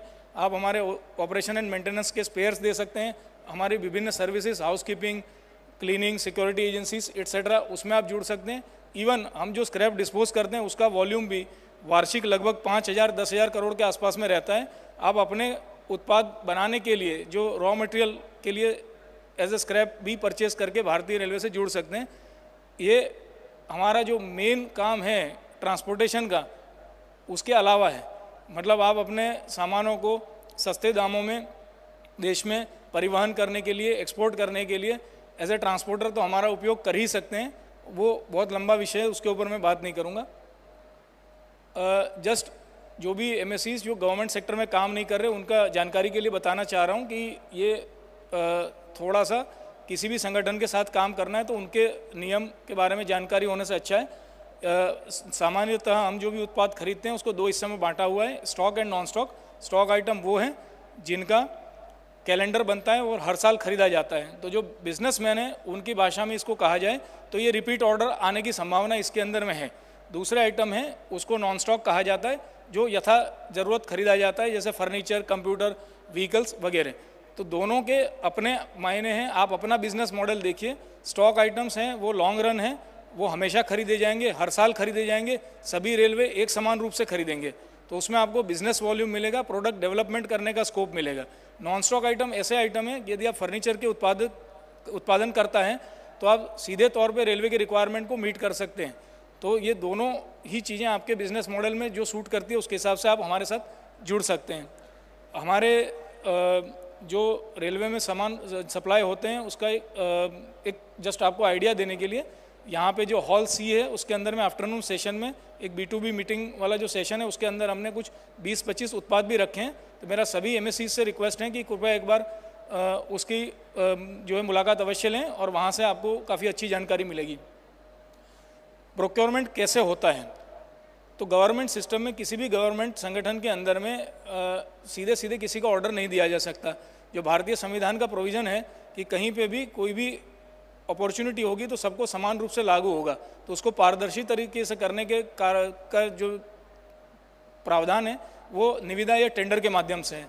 तो हमारे टेंडर्स जेम और IRPS पोर्टल है हमारा, इन दोनों के माध्यम से होता है। दोनों के लिंक आपको पब्लिक डोमेन में वेबसाइट पे अवेलेबल है, उसमें आपको सारी डिटेल्स मिल सकती हैं। ये हमारा वेस्टर्न रेलवे का नेटवर्क है। वेस्टर्न रेलवे कुल 6 मंडलों में विभाजित है, जिसमें से गुजरात के अंदर में 4 मंडल अहमदाबाद, बड़ौदा, राजकोट और भावनगर हैं। इसके अलावा रतलाम और मुंबई मंडल है जो क्रमशः मध्य प्रदेश एवं महाराष्ट्र में है। ये आइटमों की सूची है, बहुत लंबी फहरिस्त है। हम सब चीज़ खरीदते हैं, आप जिसे शॉर्ट में कहते हैं पिन टू एलिफेंट। तो एलिफेंट तो हम नहीं खरीदते, पर लाइटर नोट हमारे जो रेलवे प्रोडक्शन फोर्स हैं उसके दस्ते के लिए उनके जो बॉम्ब डिस्पोजल स्क्वाड के डॉग्स हैं वो भी हम खरीदते हैं। तो हमारा प्रोक्योरमेंट रेंज जो है बहुत वाइड है। हम raw material, ferrous, non ferrous, petroleum, oil, lubricants, medicine, medical items, timber, coaching items, then diesel and electric locomotives के आइटम्स, मतलब आप you name it and we buy it. ये पूरा उसका ब्यौरा दिया हुआ है। डिटेल्स आपको वेबसाइट पे और मिल जाएगी, या तो आप वहाँ पे B2B मीट में पता कर सकते हैं। अब सबसे बड़ा जो व्यवधान आता है वो ये आता है कि काम कैसे शुरू करें। तो ये हर्डल जो है वो वेंडर अप्रूवल का है। तो आपको जस्ट क्लैरिफाई करने के लिए बताना चाहूँगा कि there are 2 things which are sometimes interchangeably used in different organisation. किसी संगठन में वेंडर रजिस्ट्रेशन बोलते हैं, किसी संगठन में वेंडर अप्रूवल बोलते हैं। रेलवे के कॉन्टेक्स्ट में ये दोनों चीज़ों में थोड़ा सा अंतर है। रजिस्ट्रेशन और अप्रूवल का रेलवे के पार्लियंस में आप समझ लीजिए कि अभी जस्ट नवरात्रि खत्म हुई है, तो गरबा देखने का पास और गरबा करने का, तो ये 2 चीज़ें अलग हैं। गरबा देखने के लिए टिकट लेके कोई भी जा सकता है, बट कर वही सकता है जिसको आता है। Same goes with cricket. तो जो सामान्य तौर से जो भी कॉमन टाइप के आइटम्स हैं, कंप्यूटर, फर्नीचर या उस टाइप का, उसके लिए रजिस्ट्रेशन पर्याप्त है। उसके लिए आपको आगे से कोई अप्रूवल कराने की ज़रूरत नहीं। हमारे वेंडर रजिस्ट्रेशन की सारी विधि जो है वो ऑनलाइन है और पूरा पब्लिक डोमेन में वो अवेलेबल है। तो आप रजिस्ट्रेशन करिए और टेंडर में पार्टिसिपेट करिए। बट जब आप रेल यात्रा करते हैं तब आपको आपकी अपनी सुरक्षा की चिंता होती है। हमारे एसेट्स और यात्रियों की सुरक्षा को ध्यान में रखते हुए कुछ आइटम ऐसे हैं जो बहुत इंपॉर्टेंट है, जिसके अंदर क्वालिटी में हम कॉम्प्रोमाइज़ नहीं कर सकते, जिसके अंदर हम सुरक्षा से कोई चांस नहीं ले सकते। वैसे कुछ कुछ आइटम्स हैं जिसके अंदर में हमने ये कंसेप्ट रखा है कि हम पहले वेंडर का कैपेसिटी असेसमेंट करेंगे, उनका क्वालिटी एश्योरेंस प्लान देखेंगे, उनकी कैपेसिटी, कैपेबिलिटी, उनका technical manpower as well as उनकी मशीनरी की अवेलेबिलिटी देखेंगे. On that basis of that the items the vendor will be approved for particular item. माने यदि आपको बोगी का कोई सामान बनाना है या आपको कोई क्रिटिकल इलेक्ट्रिकल इक्विपमेंट या सिग्नलिंग का इंस्टॉलेशन का कोई आइटम बनाना है तो आपके पास वो कैपेसिटी होनी चाहिए, तभी आपको जो है वेंडर अप्रूवल दिया जाएगा. वेंडर अप्रूवल की विधि भी ऑनलाइन उपलब्ध है और वो भी पारदर्शी तरीके से पूरा उसका आपको मॉनिटरिंग सिस्टम बना हुआ है. ये हमारा Indian railway e procurement system का पोर्टल है. जो गुजरात गवर्नमेंट से डील कर रहे होंगे वो एमएससीज को पता होगा कि स्टेट गवर्नमेंट में एन प्रोक्योर करके पोर्टल है. डिफरेंट ऑर्गेनाइजेशन के डिफरेंट टाइप के पोर्टल्स है. इसके अलावा जेम जो है गवर्नमेंट ई मार्केट प्लेस, वो कॉमन गुड्स एंड सर्विसेज के लिए सभी विभागों के लिए एक समान रूप से लागू है. इसके ऊपर सारी चीज़ दी हुई है. हेल्प डेस्क नंबर दिया हुआ है. लर्निंग रिसोर्सेज के अंदर में यूज़र मैनुअल दिया हुआ है एंड आपको स्टेप बाय स्टेप स्क्रीनशॉट के साथ में सारी विधि इसके ऊपर में उपलब्ध है. तो आप यहाँ पे सारी चीज़ देख सकते हैं. हमारे जो कॉन्ट्रैक्ट प्लेस होते हैं वो कॉन्ट्रैक्ट किस फर्म को किस रेट में मिला हुआ है वो चीज़ भी आपको ऑनलाइन अवेलेबल है. रेलवे के अपने स्पेसिफिकेशन एंड ड्राइंग जो है वो भी पब्लिक डोमेन में अवेलेबल है. हम सारा ही काम पारदर्शी तरीके से कर रहे हैं और मुझे ये कहते हुए गर्व है कि भारतीय railway was one of the pioneer in initiating the e tendering work. ये वेस्टर्न रेलवे का भंडार विभाग का होम पेज है. इसमें भी एक वेंडर रजिस्ट्रेशन का ये दिया हुआ है. तो यदि आप जो पहले बात हुआ था कि यदि आप क्रिटिकल आइटम के कंपोनेंट के लिए वेंडर अप्रूवल कराना चाहते हैं तो बिकॉज आप वेस्टर्न रेलवे के रीजन में फॉल करते हैं तो इसीलिए आपको पहले वेस्टर्न रेलवे में रजिस्ट्रेशन कराना पड़ेगा. उसकी ये विधि और उसके संबंधित जो है विवरण वेबसाइट पे पब्लिक डोमेन में फ्रीली अवेलेबल है. ये हमारा वर्क फ्लो बताया हुआ है. हमारे टेंडर्स एनआईटी ऑनलाइन होते हैं. हमारा बीड सबमिशन जो है वेंडर्स ऑनलाइन करते हैं. किसी प्रकार का मैनुअल हस्तक्षेप नहीं है.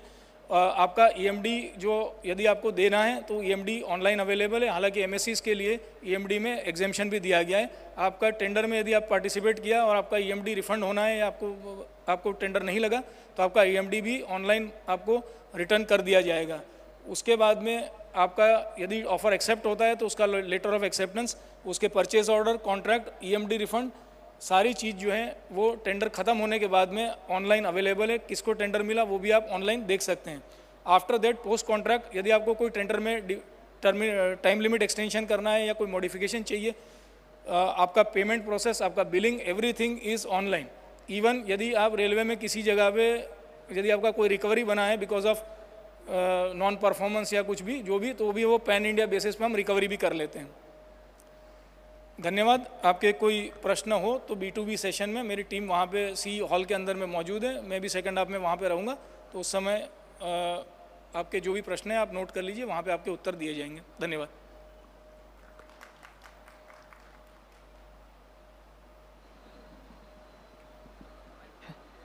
अभी दिया जाएगा. हाँ sir, you'll have to stay back.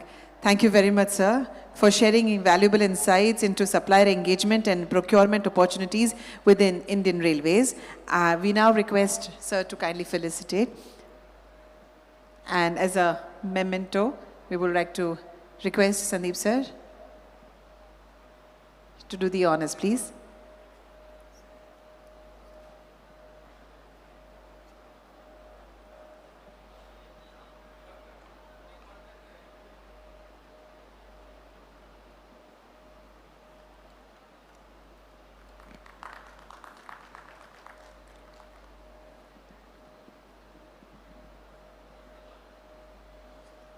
Thank you very much.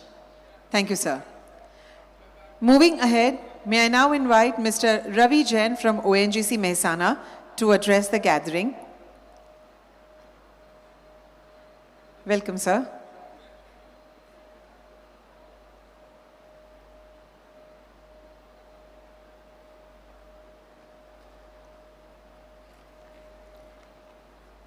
Thank you. आप सभी को ओएनजीसी महसाना की तरफ से नमस्कार. मेरा नाम रवि जैन है और मैं जो महसाना ओएनजीसी महसाना सेट के लिए एमएससी कोऑर्डिनेटर हूँ.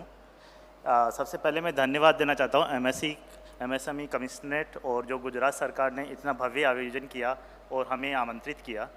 यहाँ आने का जो हमारा उद्देश्य है वो उद्देश्य है कि जो हमारे एमएसएमई बिजनेस मैन हैं यहाँ पर, उनको हम लोग जो है एज ए वेंडर नहीं देखना चाहते, हम चाहते हैं कि आप हमारे बिजनेस पार्टनर बने। तो हम लोग चाहते हैं कि आप कॉन्ट्रैक्टर से, वेंडर से, बिडर से कैसे हमारे बिजनेस पार्टनर बन सकते हैं, उस जर्नी के बारे में मैं आपको थोड़ा सा यहाँ पर बताऊँगा। समय का थोड़ा अभाव है, पर हम लोगों का यहाँ पर एक पेविलियन भी बना है ONGC का, तो आप लोग वहाँ भी विजिट कर सकते हैं। बाद में हम लोग कार्य स्टार्ट करते हैं।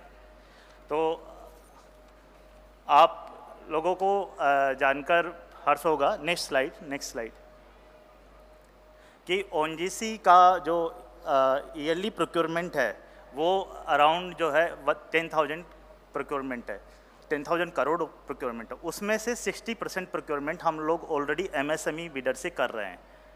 मतलब 60% प्रोक्योरमेंट, 6,000 करोड़ का जो हमारा प्रोक्योरमेंट है ऑलरेडी MSME बिजनेस पार्टनर से है।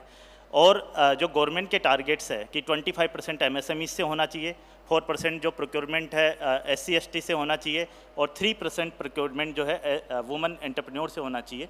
तो हम लोग जो है वुमेन एंटरप्रेन्योर से भी 300 के अराउंड प्रोक्योरमेंट कर रहे हैं, 300 करोड़ के अराउंड। और जो SC/ST पार्टनर्स है उनके साथ हम लोग अराउंड 50 करोड़ का प्रोक्योरमेंट कर रहे हैं।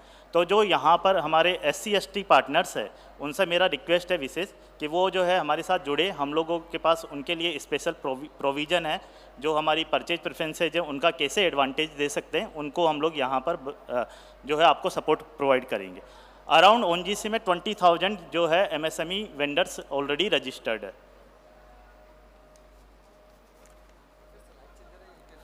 ओके,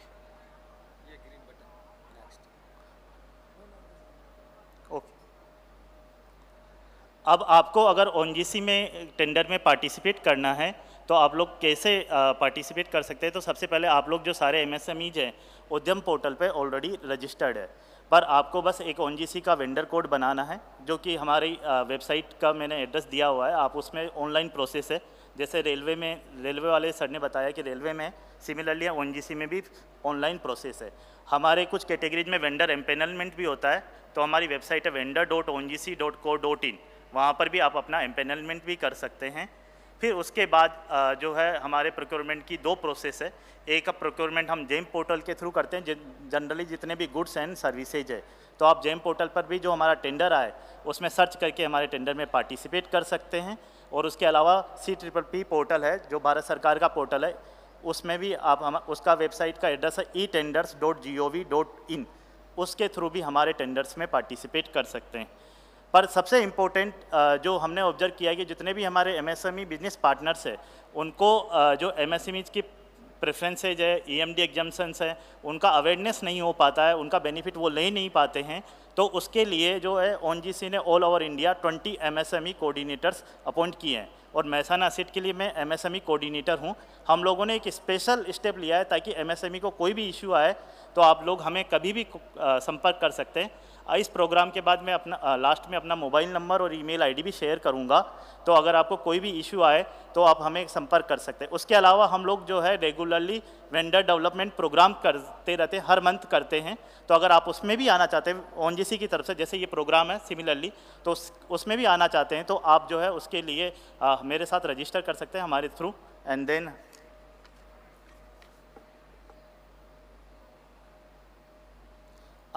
जो ONGC का बिजनेस है मेनली ऑयल एंड गैस का प्रोडक्शन है और एक्सप्लोरेशन है।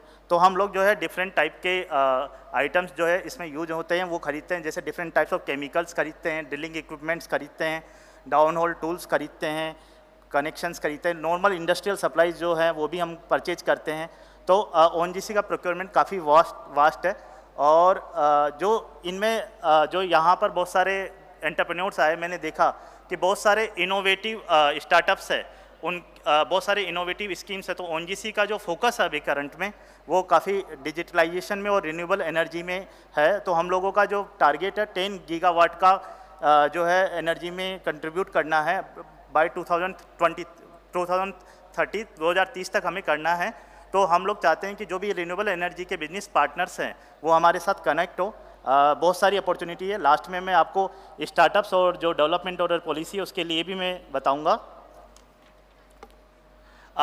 इसके अलावा गुड्स के अलावा नॉर्मल बहुत सारी सर्विसेज भी हम लोग लेते हैं, और बहुत सारे वर्क्स के केसेज भी हम लोग जो है ONGC में जो है रिक्वायरमेंट रहता है। जैसे कि नॉर्मल इवन जो है नॉर्मल हाउस कीपिंग वर्क है, सिक्योरिटी सर्विसेज है, ये सारी सर्विसेज भी अपार्ट फ्रॉम जो हमारे इंस्टॉलेशन है वहाँ पर जो डिफरेंट सर्विसेज है वो रिक्वायर्ड के अलावा जो हमारे वेल्स है, रिक्स है, उनके अलावा भी हम लोग डिफरेंट टाइप की सर्विसेज जो है नॉर्मल सर्विसेज भी आप अगर प्रोवाइड करना चाहते हैं तो ओनजीसी में वो भी स्कोप है। जैसा मैंने आपको बताया कि हमारे सारे जो प्रोक्योरमेंट है जेम पोर्टल या CPPP पोर्टल के थ्रू होते हैं, तो ओनजीसी में एक अपॉर्चुनिटी आपका जो है थ्रू जो गवर्नमेंट ई मार्केट प्लेस या CPPP पोर्टल के थ्रू है कि आप हमारे टेंडर में पार्टिसिपेट करिए। उसके अलावा जो है ओनजीसी में 2 और अपॉर्चुनिटी डेवलप की है। एक अपॉर्चुनिटी है डेवलपमेंट ऑर्डर की, तो उसको हम लोग देखते हैं। तो ओनजीसी ने जो है 2020 में एक डेवलपमेंट ऑर्डर पॉलिसी बनाई है। ये हमारे दिल्ली में एक इंडिक सेल है, उसका पर्पज़ ये है कि बहुत सारे आइटम्स जो हम लोग इंपोर्ट करते हैं उनको जो है इंडिया में ही मैन्युफैक्चर किया जाए। तो जो हमारे MSE मैन्युफैक्चरर्स हैं उनको हम लोग जो है डायरेक्ट ऑर्डर प्रोवाइड करते हैं। पहले हम उनका साइट का इंस्पेक्शन वगैरह करते हैं और उसके बाद उनको डेवलपमेंट ऑर्डर मिलता है। तो उसमें ऐसा भी होता है कि अगर मान लो वो एग्जीक्यूट भी नहीं कर पाएंगे तो भी उन पर कोई पेनल्टी नहीं लगती है। तो ये एक स्पेशल पॉलिसी है और मेरे आप सभी से रिक्वेस्ट है कि ये हमारी वेबसाइट tenders.ongc.co.in उसको विजिट करिए। उसमें डिफरेंट टाइप के आइटम्स के लिए डेवलपमेंट ऑर्डर का आता रहता है request. Different type of expression of interest हम लोग सीख करते रहते हैं। तो जितने भी इनोवेटिव आइडियाज़ हैं और जो आइटम्स हैं ऐसे हैं जहाँ पर इंडिया में उनका मैन्युफैक्चरिंग नहीं होता है, तो हम लोग ओनजीसी स्पेशल सपोर्ट प्रोवाइड करता है आपको। और प्राइसेज भी जो है लास्ट हमने जो फॉरेन से ख़रीदा है वो प्राइस आपको पे करते हैं। अगर आपका सक्सेसफुल होता है तो आपको नेक्स्ट ऑर्डर में कोई एक्सपीरियंस क्राइटेरिया भी नहीं मांगते हैं, वो एक्सपीरियंस क्राइटेरिया भी वेव ऑफ रहता है। तो ये काफ़ी अच्छी पॉलिसी ओनजीसी ने लाई है और मेरे आने का पर्पज़ यहाँ पर यही है कि ये development order policy, because normal regular tendering से तो आप लोग पार्टिसिपेट करते ही हैं, पर जो डेवलपमेंट ऑर्डर पॉलिसी है इसका आप एडवांटेज उठाएं और उसमें कोई भी इशू आए तो आप हमसे संपर्क कर सकते हैं। इसके अलावा ओनजीसी का एक स्टार्टअप इंडिया का जो है 100 करोड़ का फंड भी हमने लॉन्च किया है और IIT बॉम्बे के साथ हमने पार्टनरशिप किया है। तो हर साल उसका जो है एप्लीकेशन लॉन्च होता है और आपको जो है उसमें जो है ये हमारे ओनजीसी इंडिया की वेबसाइट पे अवेलेबल है इसका लिंक भी। तो आप जो है उसमें आपका अगर इनोवेटिव स्टार्टअप है जो कि डिफरेंट फील्ड में, चाहे हमारे सेस्मिक में हो या हमारे जो IoT में हो, AI में हो, उनसे रिलेटेड जितने भी स्टार्टअप्स हैं अगर वो आप करना चाहते हैं तो ओनजीसी उनको सपोर्ट करेगी, हेल्प करेगी और फंड भी प्रोवाइड करेगी। तो ये स्टार्टअप इंडिया का भी ओनजीसी का काफ़ी अच्छा स्कीम है, आप इसका भी एडवांटेज ले सकते हैं।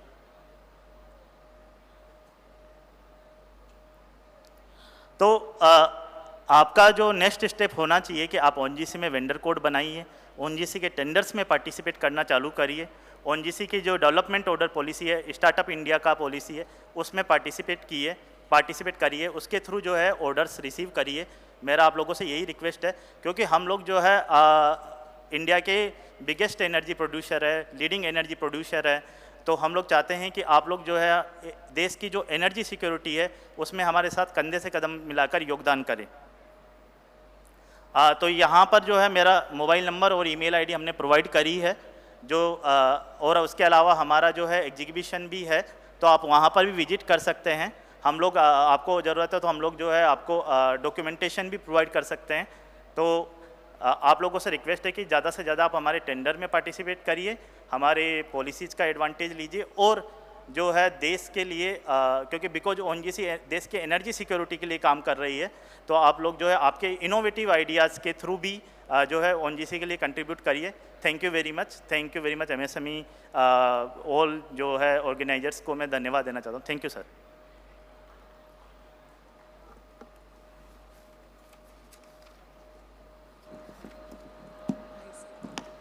Thank you very much sir for your presentation. आपकी प्रस्तुति ने ऊर्जा क्षेत्र में MSME सहभागिता के नए अवसरों को उजागर किया है।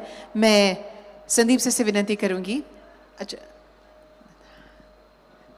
Sir,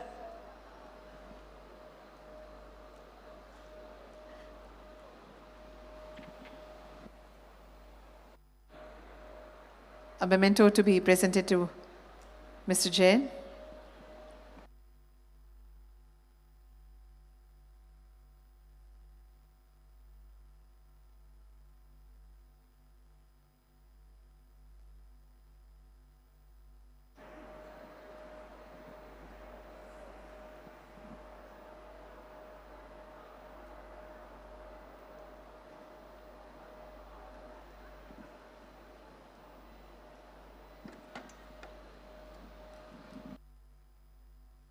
Thank you very much, sir, for that presentation of yours. Thank you. Up next, we invite Mr. Mandar Gadgil from Maruti Suzuki, Gujarat's plant, to share his thoughts with us. Welcome, sir. Recently, even I had the privilege to visit your plant, sir. At Maruti, when Honorable Prime Minister sir was there, I was there.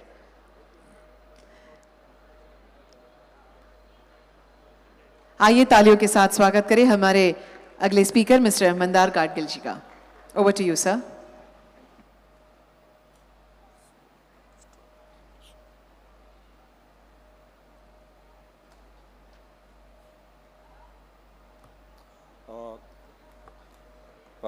Good afternoon all. My name is Mandar Gadgil and I am from Maruti Suzuki India, which is a leading automobile manufacturer.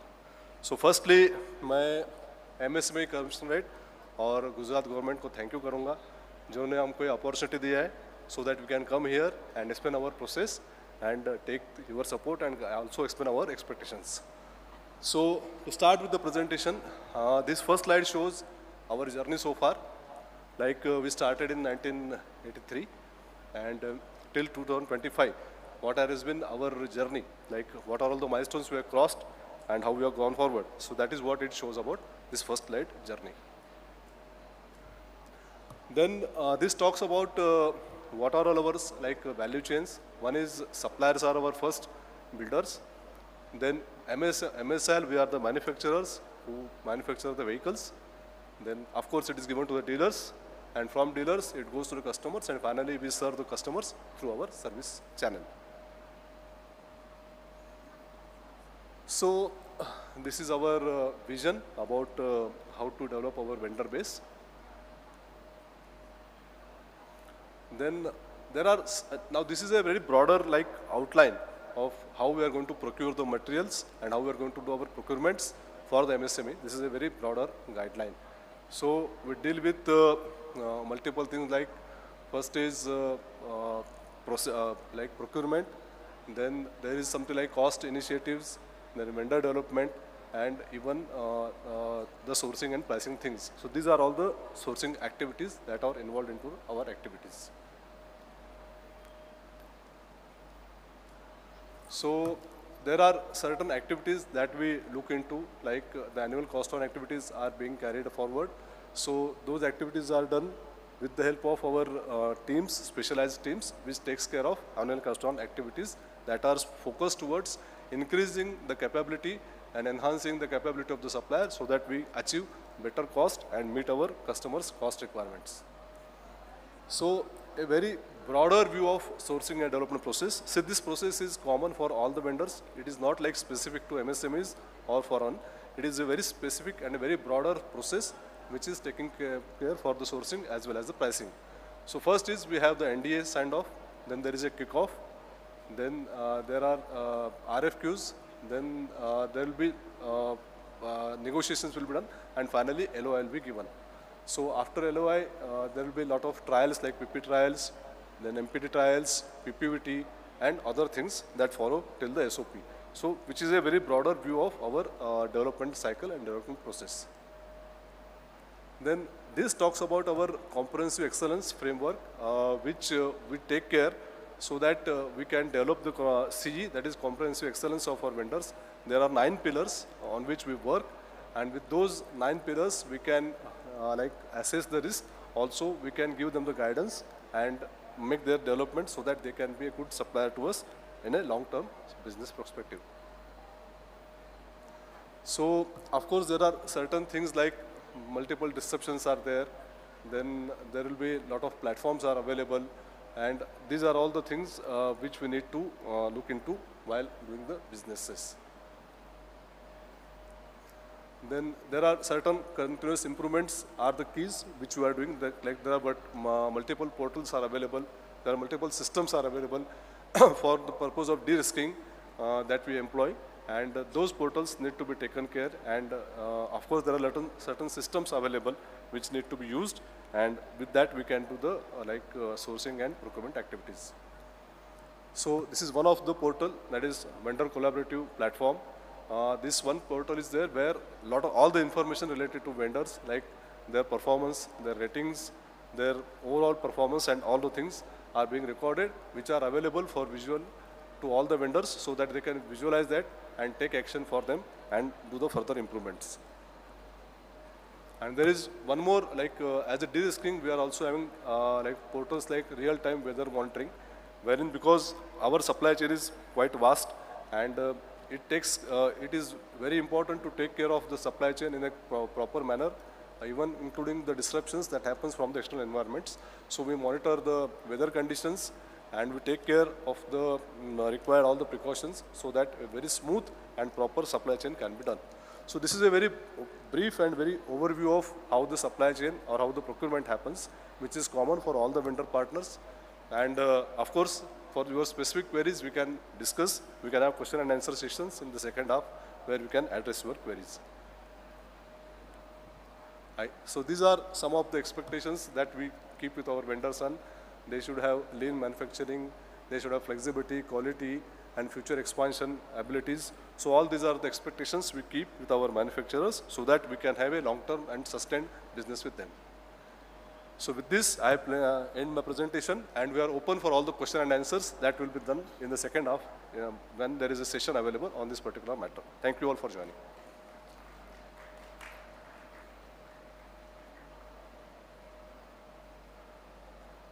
Thank you very much, sir, for your crisp presentation and the opportunities we have with Maruti Suzuki for the MSMEs. I now request Arindoria, sir, to kindly present the memento to sir.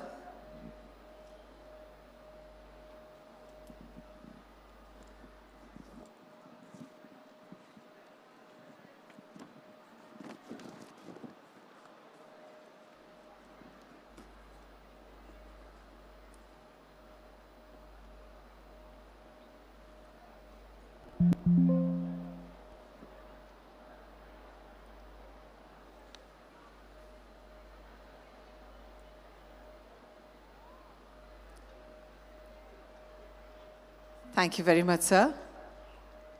Thank you. And I now invite Mr. Anand Soda from Tata Agratas to deliver his address on this occasion. Welcome, sir.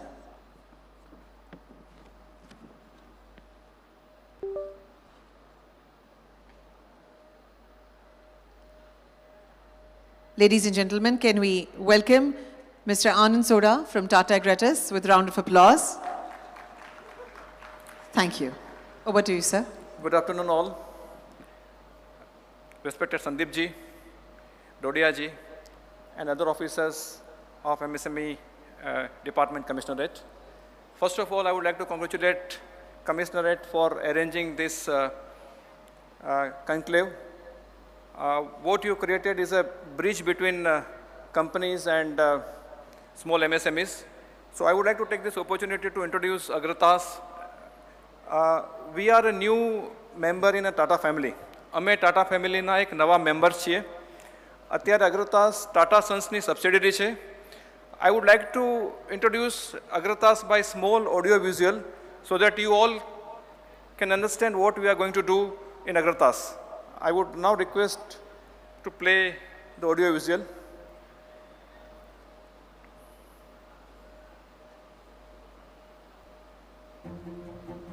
The electric car has three defining characteristics: no gears, no noise, and no fumes. Nobody had an idea of what we are getting into, what this all meant for all of us. It was super secret. It is far easier to be a brand new company with a new technology than it is to shift an old. We just huddled in a corner office and started to grab people. It was very much a secret project. To this day, I'm like, is this known in the world? I'm not sure. My parents would always tell me when I was a young kid, you're here on the planet to make a difference, right? You're not here to take up space. That's always really stuck with me. You know, how can I make a true difference with the skill sets that I learned from chemistry and physics? Surveys suggest increasing awareness and growing concerns about global warming. Cities' air pollution has routinely hit the highest point that the index can measure. Climate change brought me into energy storage. India is lagging behind in adopting electric transport. There is still a very big car industry in this country, but there aren't very many battery factories. We have to change this. That is the imperative right now. We have to go green. There is no other alternative. I love a challenge. Even when I was a little kid, if somebody told me I bet you couldn't, I would. This is where it all started. I was supposed to be inside Tata Motors for the rest of my life. Now here I am in Agratas, the company which was born in this room. Sanand is becoming home for all our electric vehicles technology. This was once an explosives factory, soon to become the site of a gigafactory. When this was announced, I was like, I'm going to be there. The manufacturing map of the world is being transformed as we speak. Working to make the world's most populous nation carbon net zero. It felt like somebody just gave you a swift kick in the pants and said, go. Oh, this is real now. We're doing this. It's not just this secret project anymore. We're Agratas, and that was a big thing. We're building Agratas. You don't normally do that. It's very new. That energy is there. People are excited about how bold they're being at smashing into this market. You float out of a room and saying, let's go, and you immediately get knocked down to the ground realizing that you've got to go build it all from scratch. I'm reminded of what somebody once said, that launching a gigafactory is not for faint-hearted, and he was spot on. Anybody that puts the easy stamp on this, you will fail. Capital, controlling, monitoring, governance, all these three things are entirely rest with me and my team. Big challenge, very big challenge. If I look at the UK and India, we don't have that true experience over here in terms of the lithium-ion battery research. We don't have it in terms of the manufacturing. We don't have a secure supply chain. Whether improving the current chemistries or the technology that we have, I would say there is a lot to be done. Working on so many things, everything is running in parallel. The know-how is not available. You are the first one to do it, and then people will follow. So it's a massive challenge. The pollution levels are so high right now. If you don't address this, our future, our kids, they'll not be able to enjoy how we are enjoying right now. When my first grandson was born, it changed everything. Because it stopped being about me and my family, and it started being about him and his family. I knew this had challenges. I have a family. I may have to shift my base. So all these things were running in my mind, but I didn't want to let this go. I'm always dreaming about this, but I want my daughter to enjoy the environment like I have done till now. When I first started to talk with Tata Group, it was very clear to me that this just wasn't about creating a new business and turning a profit. It was specifically about how do we move humanity forward. When we started, we were 5, but now we are 70 of us. The site and the team, we are growing simultaneously. This is going to be the first gigafactory in India to be producing cells at that scale. And that is definitely going to contribute towards net zero vision that we have, not only as a group, but also as a nation. And I think everybody carries that sense of pride. By end of the year, this place will not be the same as it is now. We are pioneering, we are innovating. By the time I am close to my retirement, I'll see both the factories in India and UK are up, running and delivering cutting edge product. You will always carry the joy of creating something new. It's a big ask. But people want to be a part of this, Lead a group of people to all unify onto a purpose like that. That would be an amazing legacy. That's the big win. That's why. I hope to think that he can say, actually, yeah, my grandma did something that was quite cool and she was part of the change. I hope that in the near future, she will be able to drive an electric car with an Agratas battery, which we made by forming the companies. That's my ultimate dream. Life has come a full circle after that.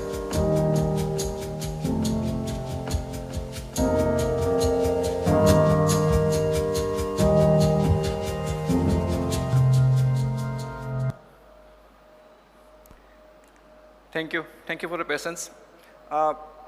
મેં આજે તમારો થોડોક time એટલા માટે લીધો કે અગરતાસ ટાટા ગ્રુપમાં એક નવું ફેમિલી મેમ્બર છે. તો આ ઓડિયો વિઝ્યુઅલથી કદાચ તમને ખબર પડી હશે કે what we are going to build is something big for India. We are putting up a big gigafactory in Sanand, which is 20 gigawatt factory. We have just acquired, I'll just take you through the next slides. This shows the our cell. જે વચ્ચે દેખાય છે એ અગ્રતાસ battery cell હશે which goes into the electrical vehicle and other products. We are going to get lots of raw material from outside, but at the same point of time we ensure that everything is recycled. So one good part of the battery cell is that nothing is getting consumed. Everything can be reused again by recycling it. So we are going to boost this recycling thing in India. You can participate in recycling efforts of Agratas, which will be very big after 2-3 years. This is how our cell will go into the pack, and pack will go into some energy storage, which can be EV also. Right now, we'll be having a factories at 2 locations. एक अपना सानंद में है, और बीजी factory will be having in UK. We'll be having a big R&D center in US as well. As far as our journey is concerned,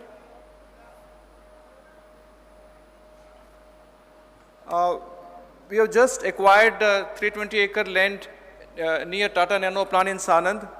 અત્યારે અમારું construction work ચાલે છે. લગભગ 30,000 ton of steel has been erected.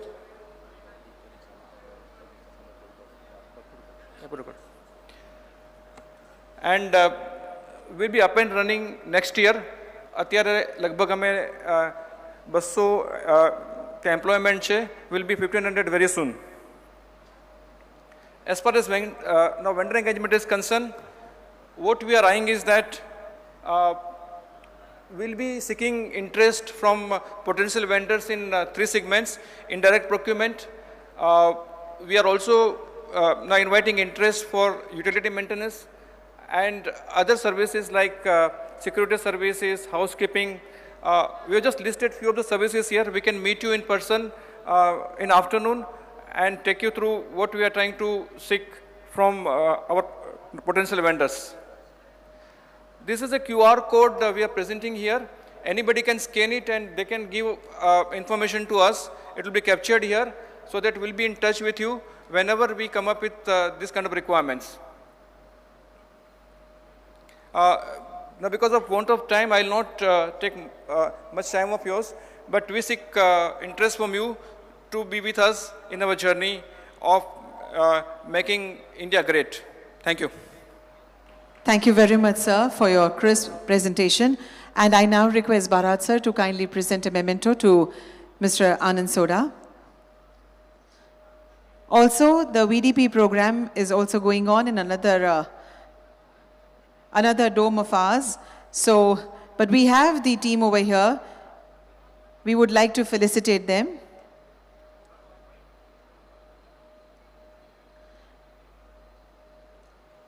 Foremost, we would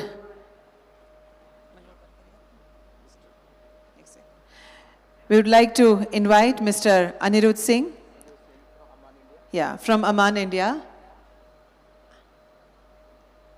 We welcome you, sir.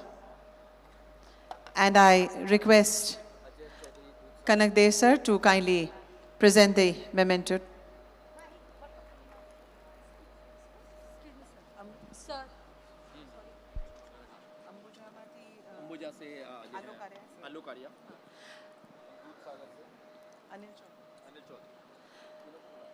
We now welcome Alok Arya, President Gujarat Ambuja Exports Limited. We would like to present the memento. Their presentation will be done in the another dome. I request Der Saab to kindly present the memento. And we appreciate the industry's initiative to talk about the vendor development program over here. I now request Shri Anil C. Chaudhary, Senior Manager, Mehsana from Dudhsagar Dairy.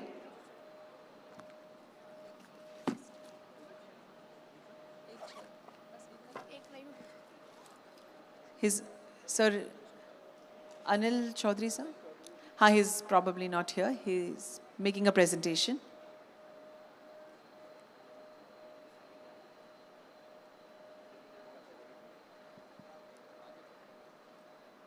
Thank you very much.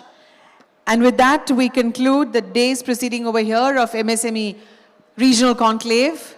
बहुत बहुत तालियों के साथ आभार व्यक्त करते हैं आज की चर्चाओं ने यह सिद्ध कर दिया है कि गुजरात के MSMEs केवल भारत की नहीं बल्कि वैश्विक अर्थव्यवस्था की रीढ़ बन सकते हैं. On behalf of the organizers, thank you all for your valuable presence. Your insights and your commitment to strengthening the MSME ecosystem of Gujarat are commendable. धन्यवाद. हाँ, और आप सभी को हम वेंडर डेवलपमेंट प्रोग्राम के लिए हॉल C में आमंत्रित करते हैं. उसके बाद हम सब साथ में भोजन करेंगे. धन्यवाद.